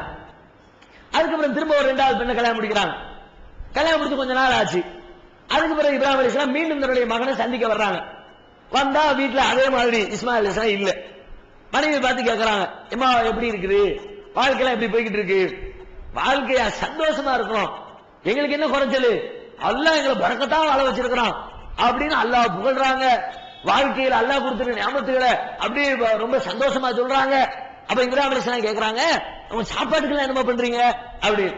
சாப்பாட்டுக்கா என்ன குறை எங்களுக்கு, வீட்டுக்காரர் போயிட்டு வருவாரு, போயிட்டு வந்து ஏதாவது வேட்டைக்கு போயிட்டு வருவாரா, என்னமா கிடைக்கும், மானு கொண்டு வருவாங்க, மீன் கொண்டு வருவாங்க, என்னத்தையும் ஒண்ணு கொண்டு வருவாங்க, வேட்டையை கொண்டு வருவாங்க, சுத்தி சாப்பிட்டுக்குவோம். நான் பக்கத்துல ஜம்சம் தண்ணி இருக்கு, தண்ணி எழுதி குடிச்சுக்குவோம், சந்தோஷமா இருக்கிறோம். கொஞ்சம் கற்பனை பண்ணுங்க, சாப்பாட்டுக்கு என்ன இருக்காங்க, சாப்பாடு அப்படி இருக்கு, சூப்பரா இருக்குன்னாங்களே, என்ன இருக்கு சாப்பாட்டுக்கு, சாப்பாடு ஐட்டம் ஒன்னே ஒண்ணுதான் சொல்லுவாங்க, வேட்டைக்கு போயிட்டு வருவாங்க, இறைச்சி இருக்கும், வேற ஒண்ணுமே இல்ல. சாப்பாடுல ஒன்னே ஒண்ணுதான் இருக்குது. அந்த ஒன்னே தண்ணிய கூட சாப்பாட்டை சேர்க்க முடியாதுல்ல, தண்ணிய சாப்பாடு சொல்லுவோமா, சாப்பிட்டு விட்டு எக்ஸ்ட்ரா உள்ள போய் தொண்டையில சிக்காம இருக்கிறதுக்கு, செரிக்கிறதுக்கு, அது தாகத்தை தணிக்கிறதுக்கு தான் தண்ணி, அது சாப்பாடு கூட கிடையாது. இருக்கிறது ஒரே ஒரு இறைச்சி மட்டும்தான் இருக்கிறது. அந்த இறைச்சியை தின்னுபிட்டு அந்த அம்மா சொல்ற வார்த்தையை பார்த்தா எங்களுக்கு என்ன சந்தோஷமா இருக்கிறோம், நல்லா சாப்பிடுறோம், இறைச்சியை சாப்பிடுறோம். இன்னைக்கு நம்மளை கொஞ்சம் அந்த இடத்துல வச்சு கற்பனை பண்ணுங்க, நம்ம சாப்பிடுற சாப்பாடு எப்படி, நம்ம சாப்பிட்டு விட்டு சொல்ற கமெண்ட்ஸ் எப்படி, ஒரு நாளைக்கு நம்முடைய சாப்பாட்டு அளவு எப்படி இருக்குது, என்னென்னலாம் விதவிதமா சாப்பிடும். மாசத்துக்கு 30 நாளுனா 30 மெனு வச்சிருக்கோம் ஒவ்வொரு நேரத்துக்கும். காலை சாப்பாட்டுக்கு 30 மெனு, மதியத்துக்கு அதுல ஒரு 30 மெனு, நைட்டுக்கு அதுல ஒரு 30 மெனு. எத்தனை மெனு அடிக்கிறோம்? ஒரு ஹோட்டல்ல போய் உட்கார்ந்தா விதவிதமா வச்சிருக்கிறான், புரியவே மாட்டேங்குது. பார்க்க தெரியாம எனக்கு என்ன ஒரு 17ஆம் நம்பர் கொண்டு வாங்க அப்படி சொல்ல வேண்டியது இருக்கு. அவன் எழுதி இருக்கிற ஐட்டம் என்ன ஐட்டம் புரியாம இந்த 18ஆம் நம்பர்ல போட்டிருக்கீங்கல்ல கச்சாய் மஜாய், அந்த மஜாய் ஒண்ணு கொண்டாங்க. அவன் கொண்டு வந்து வச்ச பிறகுதான் தெரியுது நம்ம வீட்டுல தின்னுட்டு இருந்த உப்புமான்ட்டு. டெய்லி கின்ற உப்புமாக்கு என்ன ஒரு புதுசா பேரை போட்டு அது ஒரு புது பேரை கொண்டு வந்து வச்சுக்கிறான். பக்கத்துல இதே மாதிரி தான் ஒருத்தன் ஹோட்டலுக்கு வீட்டுக்காரை கூட்டு போயிருந்தானா, வீட்டுல ஒரே உப்புமா கிண்டிக்கிட்டே இருந்திருக்கான், வேற ஒண்ணுமே சமைக்க தெரியல. சரி நான் கடைக்கு கூட்டு போறேன், போய் பாரு, அதை தின்னுபிட்டு அது மாதிரி வீட்டுல வந்து செய்யறதுக்கு ட்ரை பண்ணு, ஏதாவது ஒரு புது டிஷ்ஷை போய் சாப்பிடலான்னு சந்தோஷமா வீட்டுக்காரை கூட்டிட்டு வந்து கடையில உட்கார வச்சிருக்கான். லிஸ்ட போட்டுருக்கான், ஒண்ணும் தெரியல. சரி எதையோ ஒண்ணு டிக் பண்ணுவோம் அப்படின்னு ஒரு 10ஆம் நம்பர் காட்டி அந்த 10ஆம் நம்பர் கொண்டு வாங்கன்னா கொண்டு வந்து வச்சா பழைய உப்பா வந்துருச்சு. விவரம் தெரியாம டிக் பண்ணி விட்டான். தெரியலையே, சரி தப்பா டிக் பண்ணிட்ட, ஒண்ணும் பிரச்சனை இல்ல, டிஷ்ஷ மாத்துவோம் அப்படின்னு அக்கம் பக்கத்துல பாத்துக்கிறோம். அக்கம் பக்கத்துல ஒருத்தன் தின்னுபிட்டு நல்ல பயங்கரமான சூப்பரா பார்த்தாலே அப்படி கவர்ச்சியா இருக்கு. தின்னுபிட்டு அவன் சொன்னானா ஒன்ஸ் மோர் அப்படின்னு. ஓ ஒன்ஸ் மோர்னா இதுதான் போல இருக்கு அப்படின்ட்டு இவன் அந்த ஒன்ஸ் மோர் இருக்கான். திரும்ப ஒரு உப்புமா கொண்டு வச்சுட்டான். ஆக அவன் ஒன்ஸ் மோர்னு கொண்டு சொன்னா காடை கறியை கொண்டு வந்து வச்சான், நம்ம ஒன்ஸ் மோர்னு சொன்னா திரும்ப உப்புமா கொண்டு வச்சுட்டானே அப்படின்னு நம்ம சிக்கல மாட்டிருக்கான்னு ஒரு நக்கலுக்கு ஒரு கதை ஒண்ணு சொல்லுவாங்க. நம்ம சாப்பிடுற சாப்பாடுல வெரைட்டி அந்த அளவுக்கு இருக்கிறது. ஒரு காலை உணவு என்று எடுத்துக்கொண்டால் அதுல எத்தனை சாப்பிடுறோம்? ஒரு நாள் இடியாப்பம், ஒரு நாள் இட்லி, ஒரு நாள் தோசை, ஒரு நாள் சப்பாத்தி, ஒரு நாள் உப்புமா, இப்படி லைனா ஒரு 10-25 ஐட்டம் காலையில வச்சிருக்கிறோம். மதிய சாப்பாடு எப்படி வச்சிருக்கிறோம், நைட் சாப்பாடு எப்படி வச்சிருக்கிறோம். சாப்பிட்டு ஒரு 4 நாளைக்கு முந்தி வச்ச சாம்பார் 4 நாள் கழிச்சு வச்சா ஒரே என்ன சாம்பாரே வைக்கிற திரும்ப திரும்ப, அது சுத்தி வர்றதுக்கு 10 நாள் ஆகும். இன்னைக்கு வச்ச சாம்பாரு ரசத்தை முடிச்சு, புளிக்குழம்பு முடிச்சு, மீன் குழம்பு முடிச்சு, கறி குழம்பு முடிஞ்சு அந்த ரவுண்டு திரும்ப சாம்பார் கத்திரிக்காய் சாம்பாருக்கு வர்றதுக்கு 15 நாள் ஓடி இருக்கும். 15 நாள் கழிச்சு சாம்பாரை வச்சா ஒரே என்ன சாம்பாரை வைக்கிற. இத்தனை ஐட்டம் தின்னே நம்ம நாக்கு பத்த மாட்டேங்குது. புதுசா திங்கணுப்பா, வெரைட்டியா திங்கணுப்பா, டிஃபரெண்டா திங்கணுப்பா. வீட்டுக்காரிட்ட திட்டு வாங்காத ஆளே இருக்க மாட்டான். இந்த தீவனத்துக்காக வேண்டி எனக்கு தேவை வாங்கி போட்ட வேண்டியது, அது சமைச்சுட்டா இந்த மனுஷனுக்கு என்ன நாக்கோ தெரியல, இரவு நாக்கு ருசி ருசியா கேக்கு. நம்ம எல்லாம் திங்கலையா? ஒரு பழைய கஞ்சியை குடிச்சு ஊற தொட்டு சாப்பிட்டு கிடக்கலையா? நம்ம அதை சமைச்சுட்டா இதை சமைச்சுட்டா எப்படி? நம்ம இத்தனை சாப்பிட்டும் நம்ம திருப்தி அடையலை. இன்னும் வேணும், புதுசா வேணும், அது வேணும், இது வேணும் ஆசைப்படுறோம். ஆனா இஸ்மாயில் அலைஹிஸ்ஸலாத்துடைய மனைவி எப்படி? ஒன்னே ஒண்ணு இருக்குது, அதை தின்னுபிட்டு சாப்பாடு சூப்பரா சாப்பிடுறோமே, எங்களுக்கு என்ன குறை? என்ன இருக்குது? என்ன இருக்குதோ அதை நீங்க நினைச்சா உங்களுக்கு சந்தோஷம், என்ன இல்லையோ அதை நினைச்சா உங்களுக்கு துக்கம். இருக்கிறத நினைச்சு அதுல இருக்கிற சந்தோஷத்துக்குரிய அம்சங்கள் அதை நினைச்சு பாருங்க. இப்ராஹிம் அலைஹிஸ்ஸலாம் மெய் சிலிர்த்து போனான். ஒண்ணுமே இல்ல பெருசா, வெறும் இறைச்சி தான் இருக்குது, குடிக்கிறதுக்கு தண்ணி தான் இருக்குது. இந்த இறைச்சியும் தண்ணியும் குடிச்சுட்டு இவ்வளவு சந்தோஷமா? அவங்களுடைய மனசல்ல திருப்தி அடையுதா? அல்லாஹ் கொடுத்தது போதும்பா எங்களுக்கு அப்படின்னு நினைச்சுட்டாங்கல்ல, அதனால இந்த சந்தோஷம்.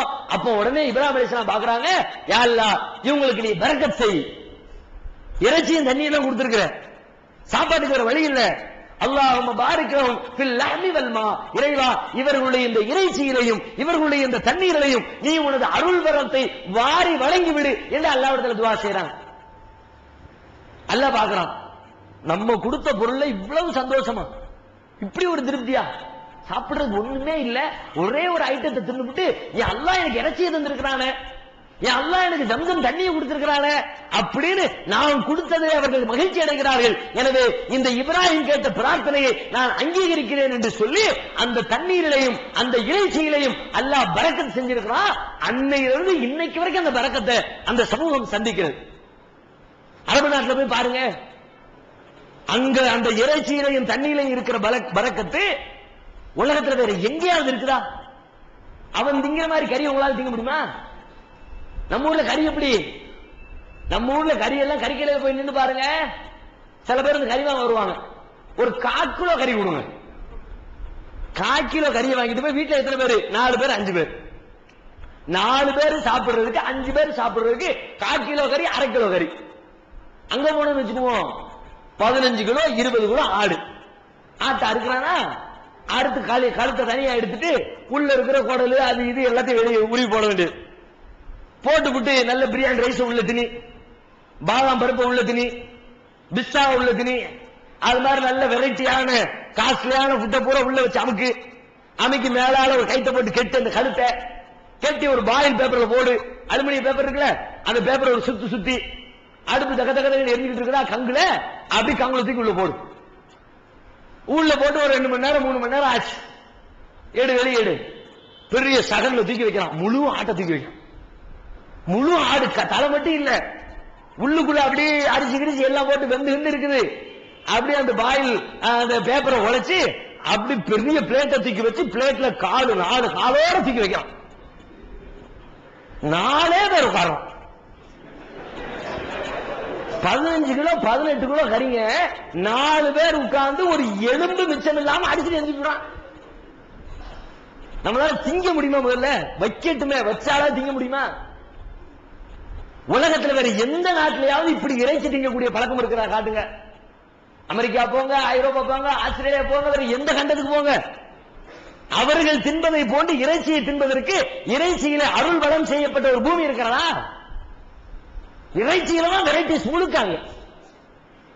நீங்க எதுல இல்லாம வெரைட்டிஸ் பண்ணுவீங்க, ஆனா இறைச்சியை மாத்திரமே வச்சு அத்தனை வெரைட்டி பண்ணி வச்சிருக்கலாம். ஒரு சிக்கன் எடுத்துட்டா சிக்கன்ல 15 காட்டலாம். லைனா மசாலா டிஃபரெண்டா ரெடி பண்ணி வச்சிருக்கான். ஒரே சிக்கன் இருக்கிறான், ஒரு குழம்புல ஒரு சட்டியில முக்கி எண்ணெயில தூக்கி போட்டு பொரிச்சு எடுத்தா சிக்கன் கடாய் அப்படிங்கிறான். அடுத்த ஒரு சட்டியில அதுல ஒரு என்னமோ ஒரு மிக்சர் வச்சிருக்கான், அந்த மிக்சர் அப்படி தூக்கி போட்டு எண்ணெயில போட்டு எடுக்கிறான், இது பெப்பர் சிக்கன் அப்படிங்கிறான். அடுத்த ஒரு வச்சிருக்கான், அதுல முக்கி அதுக்கு ஒரு பேர் வச்சிருக்கான். ஒரு சிக்கன் எடுத்துட்டா சிக்கன்ல 1008 வெரைட்டி, மட்டன் எடுத்துக்கிட்டா மட்டன்ல 1008 வெரைட்டி. எந்த பூமியில எந்த பகுதியில் யாரு திங்கிறா? நம்ம ஊர்ல எல்லாம் ஹோட்டல்ல போய் ஆர்டர் பண்றதா இருந்தா எதை ஆர்டர் பண்ணுவோம்? ரொட்டி கடை, ஆனா ஒரு 4 ரொட்டி கொடுங்க, 5 ரொட்டி பார்சல் பண்ணுங்க, ரொட்டியை பார்சல் பண்ணுவோம். அவர் என்ன பண்ணுவாரு? ரொட்டிக்கு இனாமா ஃப்ரீயா சால்னா ஊத்தி வச்சிருப்பாரு, கவர்ல போட்டு முடிஞ்சு வச்சிருப்பாரு. 4 ரொட்டிக்கு எவ்வளவு சால்னா கொடுக்கணுமோ அந்த சால்னா ஊத்தி கவர்ல போட்டு ஒரு ரொட்டி 5 ரூபா, 5 ரொட்டி 5 நாள் 20 ரூபா வாங்கிக்குவார். நீங்க ஆர்டர் பண்ணி வாங்குற ரொட்டிய எக்ஸ்ட்ராவா கிடைக்கிற சால்னா இனாம் ஃப்ரீயா கொடுக்கலாம். அங்க போய் நீங்க என்ன பண்ணணும்? நீங்க சால்னாவை தான் ஆர்டர் பண்ணணும், கறியை தான் ஆர்டர் பண்ணணும், இனாமா ரொட்டி கொடுக்கும்.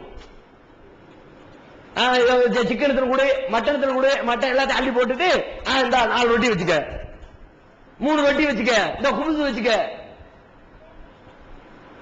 அங்க கறிதான் உணவு, பிரதான உணவு. இங்க கறி நமக்கு தொடுகறி, இங்க கறிங்கிறது தொடுகறி, அவனுக்கு கறிதான் உணவு பிரதானமே. எப்படி கிடைச்சிச்சு? அன்னைக்கு அவங்க அதுல திருப்தி பட்டாங்க, அல்லாஹ் அதுல சந்தோஷப்பட்டான். நான் கொடுத்திருக்கிற ஒரே ஒரு இறைச்சி, அந்த ஒரு இறைச்சியில இத்தனை திருப்தி அடைகிறார்களே, இந்த இறைச்சியிலேயே பரக்கத்தை அள்ளி கொடுப்போம், நல்லா தின்னலாம். அடுத்து என்ன? ஜம்சம் தண்ணி. அதுல இருக்கிற பரக்கத்து உலகத்தில் வேற எந்த தண்ணியில இருக்குதா? எவ்வளவு தண்ணீர்! ஒவ்வொரு நாளும் எடுக்கப்படுகிற தண்ணீருடைய அளவு எவ்வளவு? லட்சோப லட்ச கேலன்கள் தண்ணீர் எடுக்கப்பட்டுக் கொண்டே இருக்கிறது. என்னைக்கா தண்ணி குறைஞ்சிருக்குதா? நம்ம ஊர் லெவல் என்ன? ஒரு 100 குடம் தண்ணி எடுத்தாச்சா ஒரு 2 மணி நேரம் ஊற விடு, தண்ணி ஊறட்டும். அங்க எத்தனை குடம் எடுக்கிறான் ஒவ்வொரு நாளும், வருஷம் முழுக்க. ஒரு ஹஜ்ஜுடைய நேரத்தில் எத்தனை லட்சம் மக்கள் கூடுறாங்க பாருங்க. 30 லட்சம், 35 லட்சம், 40 லட்சம், 50 லட்சம், 50 லட்சம் பேரு எல்லாம் அதுல தான் குடிக்கிறாங்க. குடிக்க மட்டுமா? 50 லட்சம் பேரு ஹஜ்ஜ முடிச்சுட்டு வீட்டுக்கு போகும்போது ஒவ்வொருத்தரும் ஒரு கேனு வேற. ரமலான் எப்ப பாருங்க, டிவியில பாருங்க, லைவ்ல பாருங்க, ஹஜ்ஜில கூடுற கூட்டத்துக்கு இணையான கூட்டம் இப்பவும் வருஷம் முழுக்க கூட்டம் இருக்குது. அத்தனை லட்ச மக்களுக்கும் அந்த குடம் கிணற்றிலிருந்து தண்ணீர் வழங்கப்படுகிறது என்றால் எப்படி அந்த பரக்கத்து? அந்த மக்கள் திருப்தி அடைஞ்சாங்க. இஸ்மாயில் அலைஹிஸ்ஸலாத்துடைய சமுதாயம் திருப்தி அடைஞ்சிச்சு. அந்த திருப்தி அல்லாஹ்வுக்கு சந்தோஷத்தை கொடுத்துச்சு. நான் கொடுத்தது ஒண்ணே ஒண்ணு, அந்த ஒண்ணுல நீ திருப்தி அடைகிறியா? அள்ளி தர்ற பரக்கத்தா சொன்னால, வலையின் சக்கரத்தும்ல அசீதன்னக்கும், நீங்கள் நன்றியுடையவர்களாக இருந்தால் அதிகம் அதிகமாக அள்ளி தருவேன். நான் அள்ளி அள்ளி கொடுக்கிறான் அல்ல. நீங்க நன்றி செலுத்தக்கூடிய பழக்கம், எதை கொடுத்தாலும் சந்தோஷமா எடுத்துக்கங்க. வாழ்க்கையில் எந்த துன்பம் வந்தாலும் தீரம் வந்தாலும் என் இறைவன் இதில் எனக்கு நன்மை நாடி இருக்கிறான், என் இறைவனுடைய இந்த ஏற்பாட்டை நான் பொருந்திக் கொள்கிறேன், சந்தோஷமாக நான் ஒப்புக்கொள்கிறேன் என்று உங்களுக்கு ஏற்படக்கூடிய துக்கத்தை எல்லாம் ஓரம் கட்டிவிட்டு அதில் இருக்கிற நன்மைகளை நினைத்து பார்த்து மனதிலே மகிழ்ச்சி ஏற்படுத்துங்க, சந்தோஷத்தை கொண்டு வந்து உட்கார வைங்க. அல்லாஹ் இதுல பரக்கத்து செய்யறான். இதத்தான் இஸ்லாம் ரொம்ப பிரதானமா இதுவரைக்கும் சொன்ன எல்லா அம்சங்களையும் தூக்கி சாப்பிடுறதுதான். திருக்குரான் தமிழாக்கம் பி ஜெயலலாபுதீன், அனைவருக்கும் புரியும் எளிய நடை, தேவைப்படும் வசனங்களுக்கு தெளிவான விளக்கங்கள், கலை சொற்களின் விளக்கங்கள், திருக்குரான் எவ்வாறு அருளப்பட்டது, எவ்வாறு தொகுக்கப்பட்டது என்பது குறித்து முழுமையான விளக்கம். நபிகள் நாயகம் ஸல்லல்லாஹு அலைஹி வஸல்லம் காலம் முதல் இன்று வரை குர்ஆன் பாதுகாக்கப்பட்ட வரலாறு, திருக்குரான் இறைவனின் வார்த்தைகள் என்பதற்கான அடுக்கடுக்கான ஆதாரங்கள், முந்தைய பதிப்புகளை விட மெருகூட்டப்பட்ட செய்திகள், கூடுதலான பக்கங்கள், அழகிய வடிவமைப்பு, உயர்தரமான பைண்டிங், விலை ரூபாய் 300 மட்டுமே. வெளியீடு மூன் பப்ளிகேஷன், நம்பர் 83/3, முதல் மாடி, மூர்தரு, Mannady, Chennai 1. Phone 65690810. TNTJ video vision எண் 30, அரண்மனைக்காரன் தெரு, மண்ணடி, சென்னை 1. செல் 9500168989. இப்போது விற்பனையில் இஸ்லாம் கூறும் பொருளியல் சகோதரர் பிஜே அவர்கள் உரையாற்றிய பொருளாதாரம் சம்பந்தமான 27 மணி நேர தொடர் சொற்பொழிவு. என்ன வியாபாரம் செய்யலாம், பங்குச் சந்தையில் ஈடுபடலாமா, இன்சூரன்ஸ் செய்யலாமா, MLM வியாபாரத்தில் ஈடுபடலாமா, குத்தகை, பங்கு வணிகம் மற்றும் வியாபாரம் தொடர்பான அனைத்து சந்தேகங்களுக்கும் குர்ஆன் ஹதீஸ் அடிப்படையில் தெளிவான விளக்கங்கள் 3 டிவிடிகளாக விலை ரூபாய் 75 மட்டுமே. கிடைக்கும் இடம் TNTJ வீடியோ விஷன், நம்பர் 30, அரண்மனைக்காரன் தெரு, மண்ணடி, சென்னை 1. உங்களுக்கு நன்மை கிடைக்கும், உங்களுக்கு வரக்கூடிய துன்பத்துக்கு நன்மை கிடைக்கும்ங்கிறத விட, உங்களை மாதிரி மற்றவங்களும் கஷ்டப்படுறாங்க என்று நினைக்கிறத விட, உங்களை விட மற்றவங்க ரொம்ப கஷ்டப்படுறாங்க என்று நினைக்கிறத விட, எது நடந்தாலும் அல்லாஹ்வுடைய ஏற்பாடு, அல்லாஹ் எனக்கு எதை செய்யறானோ அதை நான் ஏத்துக்கிறேன், அல்லாஹ் நாடியதை தவிர வேற ஒன்றும் நடக்காது, அதை நான் திருப்தி பெற்றுக் கொள்கிறேன் என்று இதை நம்பணும். இது இஸ்லாத்துல அடிப்படையில் உள்ளது. வல் கதிரி கைரிஹி வ ஷர்ரிஹி மினல்லாஹி தஆலானாங்களே, இறை நம்பிக்கையினுடைய அடிப்படை என்ன? 7 விஷயத்தை நம்பணும். அதுல ஒண்ணு, உங்களுக்கு ஏற்படுற நன்மையா இருந்தாலும் துன்பமா இருந்தாலும் அல்லாஹ்வின் புறத்திலிருந்து ஏற்படுகிறது என்று நம்பணும். அல்லாஹ் சொன்னானே, அந்த நம்பிக்கை உள்ளத்துல கொண்டு வாங்க. நீங்கள் இறை நம்பிக்கையிலும் சிறந்து விளங்குவீர்கள், உங்களுடைய வாழ்க்கையிலும் கவலையற்று உணர்வீர்கள், எந்த டென்ஷனையும் ஏற்படுத்தாது. எவ்வளவு பெரிய டென்ஷன் ஆன நேரத்துல கூலா உட்கார்ந்துருப்பீங்க. சாதாரணமா ஒரு வீட்டுல கல்யாண நேரத்துல வீட்டுக்காரி நம்மள வந்து பேசுறதுக்கு, காலையில கல்யாணம்னா நைட்ல பேசுறது கூப்பிட்டானா சந்தோஷமா பேசுவோமா? பேசுறதுக்கு மனசு வருமா? என்ன சொல்லுவோம்? உனக்கு வேற நேரங்காலம் தெரியலையா? காலங்காத்த கல்யாணத்தை வச்சுக்கிட்டு உட்காந்து கதை பேசணுமா? யாரும் பேச மாட்டேன். ஒரு பெரிய வேலை எடுத்தாச்சுன்னா டென்ஷன், பரபரப்பு. ரசூல் ஸல்லல்லாஹு அலைஹி வஸல்லம் போர்க்களத்துக்கு போறாங்க. போருங்கிறது எவ்வளவு பெரிய கஷ்டமான ஒரு காலகட்டம், எவ்வளவு சிரமமான ஒரு நேரம். நம்ம போராட்டம் மாதிரி கிடையாது. ரசூல் ஸல்லல்லாஹு அலைஹி வஸல்லம் காலத்துல போராட்டம் எப்படி? அவ்வளவு நெருக்கடியான காலகட்டம், எதிரிகள் சூழ்ந்து இருக்கிற காலகட்டம், கையில் ஆயுதம் தாங்கி ஒருத்தரை ஒருத்தர் வெட்டி கொள்ளக்கூடிய காலகட்டம். அப்படிப்பட்ட போருக்கு போறாங்க. போற வழியில ஒரு இடத்துல அங்க தங்கி தான் போகணும். நேரா போய் ஸ்பாட்ல இறங்குற அளவுக்கு அன்னைக்கு வாகனம் கிடையாதுல. தங்கி இடையிடையே தங்குவாங்கல்ல. இடையில தங்கும் போது வீட்டுக்காரியை கூப்பிட்டு, வா நம்ம 2 பேரும் சேர்ந்து ஓட்ட பண்ணி வைப்போமா? ஆயிஷா ரலியல்லாஹு அன்ஹா ரசூல் ஸல்லல்லாஹு அலைஹி வஸல்லம் ஓட்ட பண்ணு. எங்க? போர்க்களத்துல நினைச்சு பார்க்க முடியுமா? கற்பனை பண்ணுங்க. ஒரு சாதாரண ஒரு நிகழ்ச்சியை நடத்துறதுக்கு ஒரு அமைப்பை சார்ந்த யாரும் நிகழ்ச்சி நடத்துவாங்க. சாயங்காலம் பொதுக்கூட்டம் 4 மணி 5 மணிக்கெல்லாம் தலைவர், செயலாளர், அதை நடத்துறவங்க என்ன பரபரப்பு. இன்னும் பேச்சாளர் காணும்பா, அவனை பேச விடு, இவனை பேச விடு, டைத்தை ஓட்டு, அதை பண்ணு, இதை பண்ணு, லைட் செட்டுக்காரனை காணும், கரண்ட் போயிடுச்சு, ஜெனரேட்டர் கொண்டு வா. இதுக்கு இடையில போய் யாராவது பேச்சு கொடுப்பா? வேற வேலை இல்ல. ஒரு மனுவை கொண்டு நீட்டுங்க, நேரங்காலம் கிடையாது, போயிட்டு நாளைக்கு. நபிகள் நாயகம் வாழ்ந்த சூழ்நிலை என்ன? வெறும் 23 வருஷத்துல இத்தனை போர்க்களங்களை சந்தித்து, இவ்வளவு பிரம்மாண்டமான ஆட்சி நிர்வாகத்தை கற்றுக் கொடுத்து, இவ்வளவு பிரச்சனைகளுக்கு தீர்வு சொல்லி வாழ்ந்த ஒரு மனிதனால் தனது வாழ்க்கையிலே மகிழ்ச்சியோடும் சந்தோஷத்தோடும் தனது வாழ்க்கையை அனுபவிக்க முடிந்தது என்றால் என்ன அர்த்தம், என்ன காரியம், என்ன காரணம்? ஒரே ஒரு காரணம் தான், எல்லாம் விதிப்படி நடக்கிறது. நான் புலம்புவதால், நான் அழுவதால், நான் பதட்டப்படுவதால் எனது வாழ்க்கையின் திட்டத்தை என்னால் மாற்றி போட முடியாது என்ற அல்லாஹ்வின் மீது உண்டான அசைக்க முடியாத நம்பிக்கை, வாழ்க்கையை போகிற போக்கிலே அனுபவித்துக் கொள்ளக்கூடிய மனோபக்குவத்தை நபிகள் நாயகத்திற்கு வழங்கியது. நாமும் அப்படிப்பட்ட ஒரு மனோபக்குவத்திற்கு நம்மை தயார்படுத்திக் கொண்டால் உள்ளத்துக்கு சொல்லணும், சொல்லிக் கொடுக்கணும், பாடம் சொல்லிக் கொடுக்கணும். நமக்கு நாமே திரும்ப திரும்ப சொல்லணும். மனவியலாளர்கள் சொல்லக்கூடிய செய்தி என்னன்னா, நமக்கு சில விஷயம் தெரியும், தெரிஞ்சா கூட தெரிஞ்சிட்டு சும்மா இருக்க கூடாது. அல்லாஹ் எல்லாத்தையும் செய்யறான் அப்படின்னு தெரியும், ஆனா சொல்லணுமா? நீங்க அல்லாஹ்வுடைய நாட்டம், அல்லாஹ்வுடைய வாயால சொல்லணும். நீங்க வாயால எதை திரும்ப திரும்ப திரும்ப சொல்றீங்களோ அது உங்கள் உள்ளத்தை பாதிக்கும். நம்மளால முடியும், நம்மளால முடியும், நம்மளால முடியும்னா முடியும்ன்ற நம்பிக்கை உங்களுக்கு பிறகுமா? அல்லாஹ் எல்லாம் நடத்துறான், அல்லாஹ் எல்லாம் நடத்துறான், அல்லாஹ் சொல்லிக்கிட்டே இருங்க, அது உங்களுடைய வாழ்க்கையில உள்ளத்துல பிரதிபலிக்கும் என்று நபிகள் நாயகம் ஸல்லல்லாஹு அலைஹி வஸல்லம் சொன்னாங்க.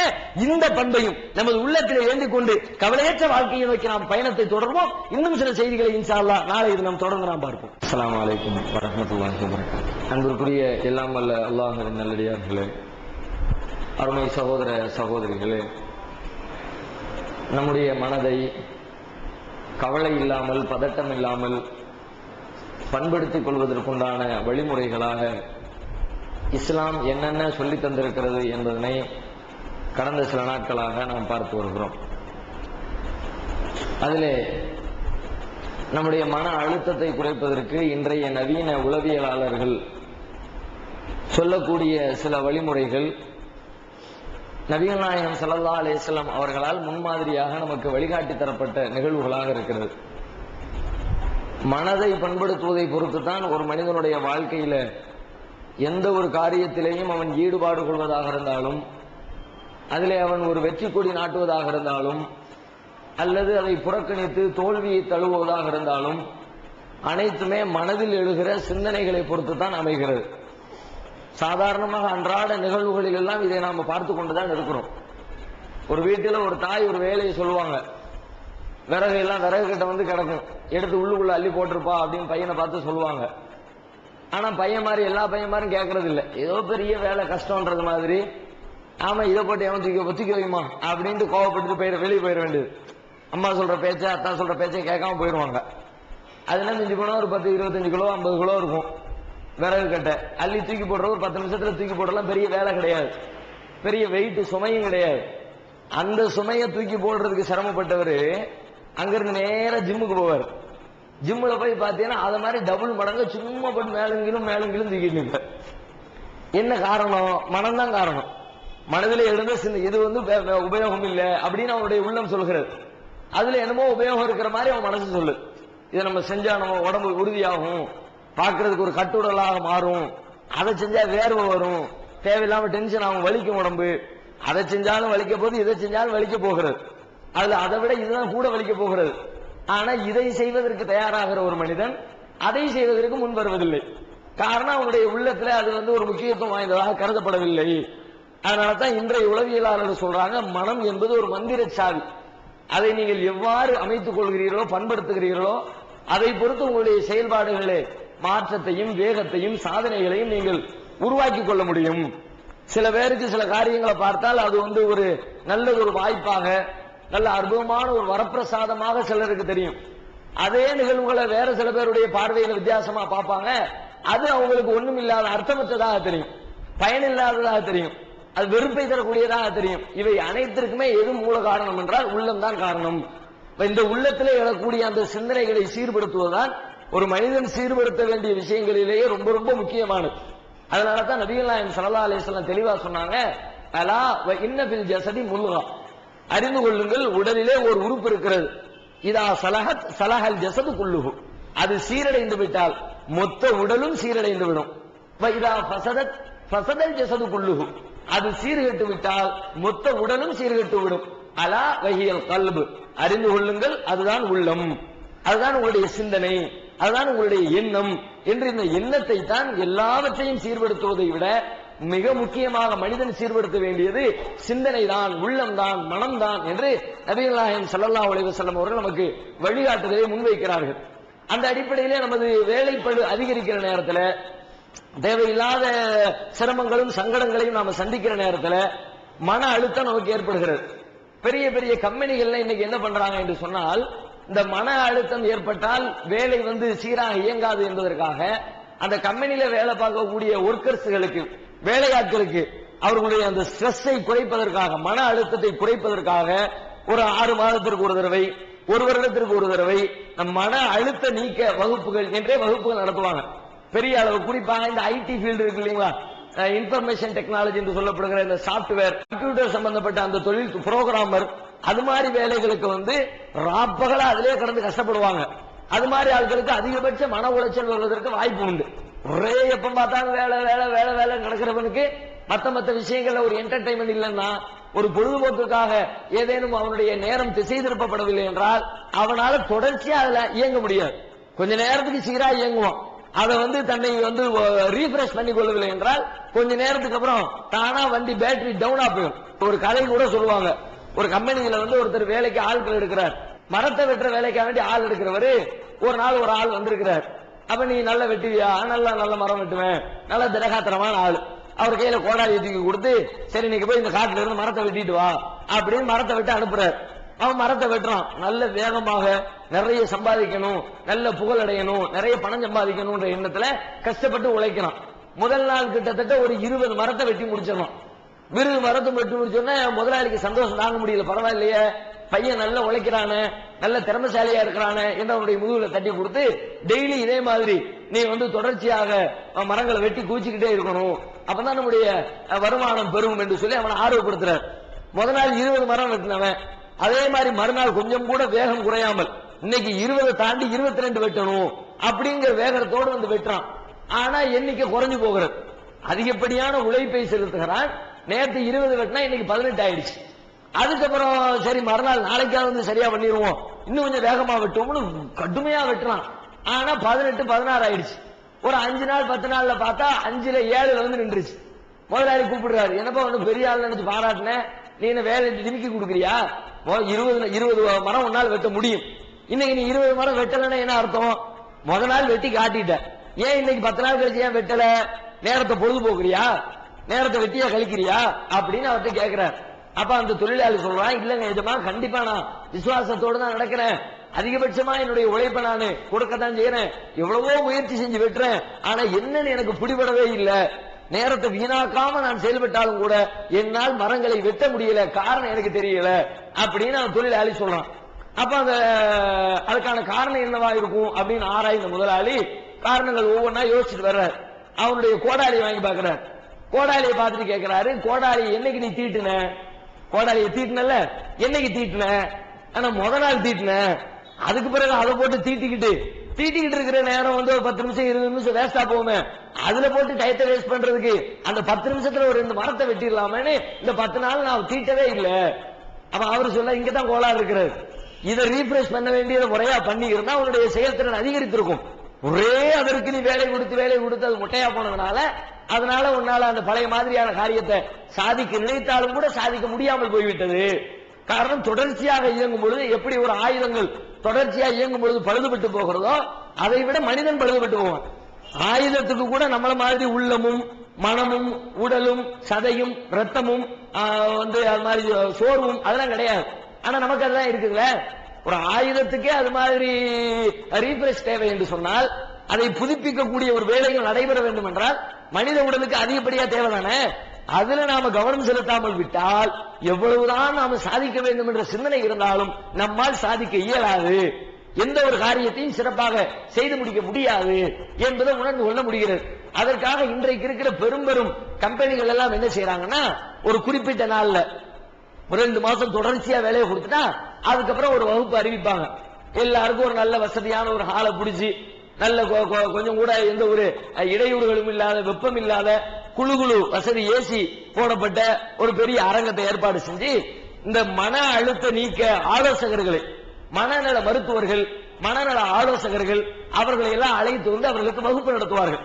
அந்த வகுப்புல கலந்து கொண்டவர்கள் பெரும்பாலும் அந்த வகுப்பு முடிந்து வந்ததற்கு பிறகு பார்த்தால், நான் இப்ப ஃப்ரெஷ்ஷா உணர்றேன், நான் ஒரு விதமான புத்துணர்ச்சியை உணர்கிறேன், நேற்றைக்கு இருந்த மாதிரி என்னுடைய உள்ளத்துல அழுத்தம் இல்ல, ஒரு ரிலாக்ஸா இருக்கிறேன் என்று பெரும்பாலும் சொல்வார்கள். அப்படி அங்க என்ன நடக்குது, என்ன செய்யறாங்க என்று சொல்லி பார்த்தால், அங்க போன உடனே என்ன பண்ணுவாங்கன்னா, முதல்ல எல்லாரும் உட்கார்ந்து இருக்கிறவங்களுக்கு அறிவிப்பு செய்யப்படும். நீங்க எல்லா பாத்ரூம் வசதி எல்லாம் செய்யப்பட்டிருக்கிறது, பாத்ரூம் போறவங்க எல்லாம் போயிட்டு வந்து உட்காருங்க, ரிலாக்ஸா ஒண்ணுக்கு இருக்கிறவங்க, ரெண்டுக்கு போறவங்க எல்லாம் போயிட்டு, ஏன்னா இடையில அது உள்ளுக்குள்ள டிஸ்டர்ப் ஆகிட்டு இருந்துச்சு வச்சுக்குவோம். அவர் எங்க கிளாஸ் நடத்திக்கிட்டு இருக்கும்போது இங்க வயிறு கடமுடான்னு இருந்துச்சுன்னா கிளாஸ் கவனிக்க மாட்டாங்க. டிஎன்டிஜே வீடியோ விஷன் வழங்கும் புதிய வெளியீடுகள் சகோதரர் பிஜே ஆற்றிய உரைகள், தொழ அனுமதிக்கப்பட்ட மஸ்ஜிதுகளும் தடை செய்யப்பட்ட மஸ்ஜிதுகளும், தௌஹீத் ஜமாத் சந்தித்த விவாதங்கள், டிஎன்டிஜே ஏற்படுத்திய ஒற்றுமை, சுன்னத் வல் ஜமாத் யார், பிரிவினைகள் ஏன், அன்பான அழைப்பு, சகோதரர் அல்தாஃபி ஆற்றிய உரைகள், சுயநலமும் விளம்பர மோகமும், விமர்சனங்களுக்கு அஞ்ச மாட்டோம், சத்திய பிரச்சாரமும் சந்திக்கும் இடையூறுகளும், மாநபி வலியா மதுகபு வலியா, முகரம் மதத்தின் பெயரால் சகோதரர் எம்ஐ சுலைமான் ஆற்றிய உரைகள், குர்பானி மற்றும் தொழுகையின் சட்டங்கள், சீரழிக்கும் சின்னத்திரை, தடைகளை தகர்த்தெறிந்த இஸ்லாம், பயனளிக்காத உறவுகள், நல்ல நண்பர்களா தீய நண்பர்களா மற்றும் வெள்ளி மேடைகள், இஸ்லாம் ஒரு இனிய மார்க்கம் மேலூர், பெரியபாளையம், பாண்டிச்சேரி, கடையநல்லூர், இஸ்லாம் ஒரு எளிய மார்க்கம் கடிதம் கேள்வி பதில் மற்றும் கானத்தூர், மதுரை, RS மங்கலம். ஒரு சீடியின் விலை ரூபாய் 20 மட்டுமே. தொண்டியில் நடைபெற்ற விவாதம் 2 டிவிடிகளின் விலை ரூபாய் 60 மட்டுமே. கிடைக்கும் இடம் டிஎன்டிஜே வீடியோ விஷன், நம்பர் 30, அரண்மனைக்காரன் தெரு, மண்ணடி, சென்னை 1. Phone number 25215226. வெளிவந்து விட்டது தவறான வாதங்களும் தக்க பதில்களும். சகோதரர் பிஜே அவர்கள் உரையாற்றிய ரமலான் மாத தொடர் சொற்பொழிவு. மறைவான ஞானம் அல்லாஹ்வை தவிர வேறு யாருக்கும் உண்டா? சத்தியம் எது, அசத்தியம் எது? இறந்தவர்களால் செவியேற்க முடியுமா?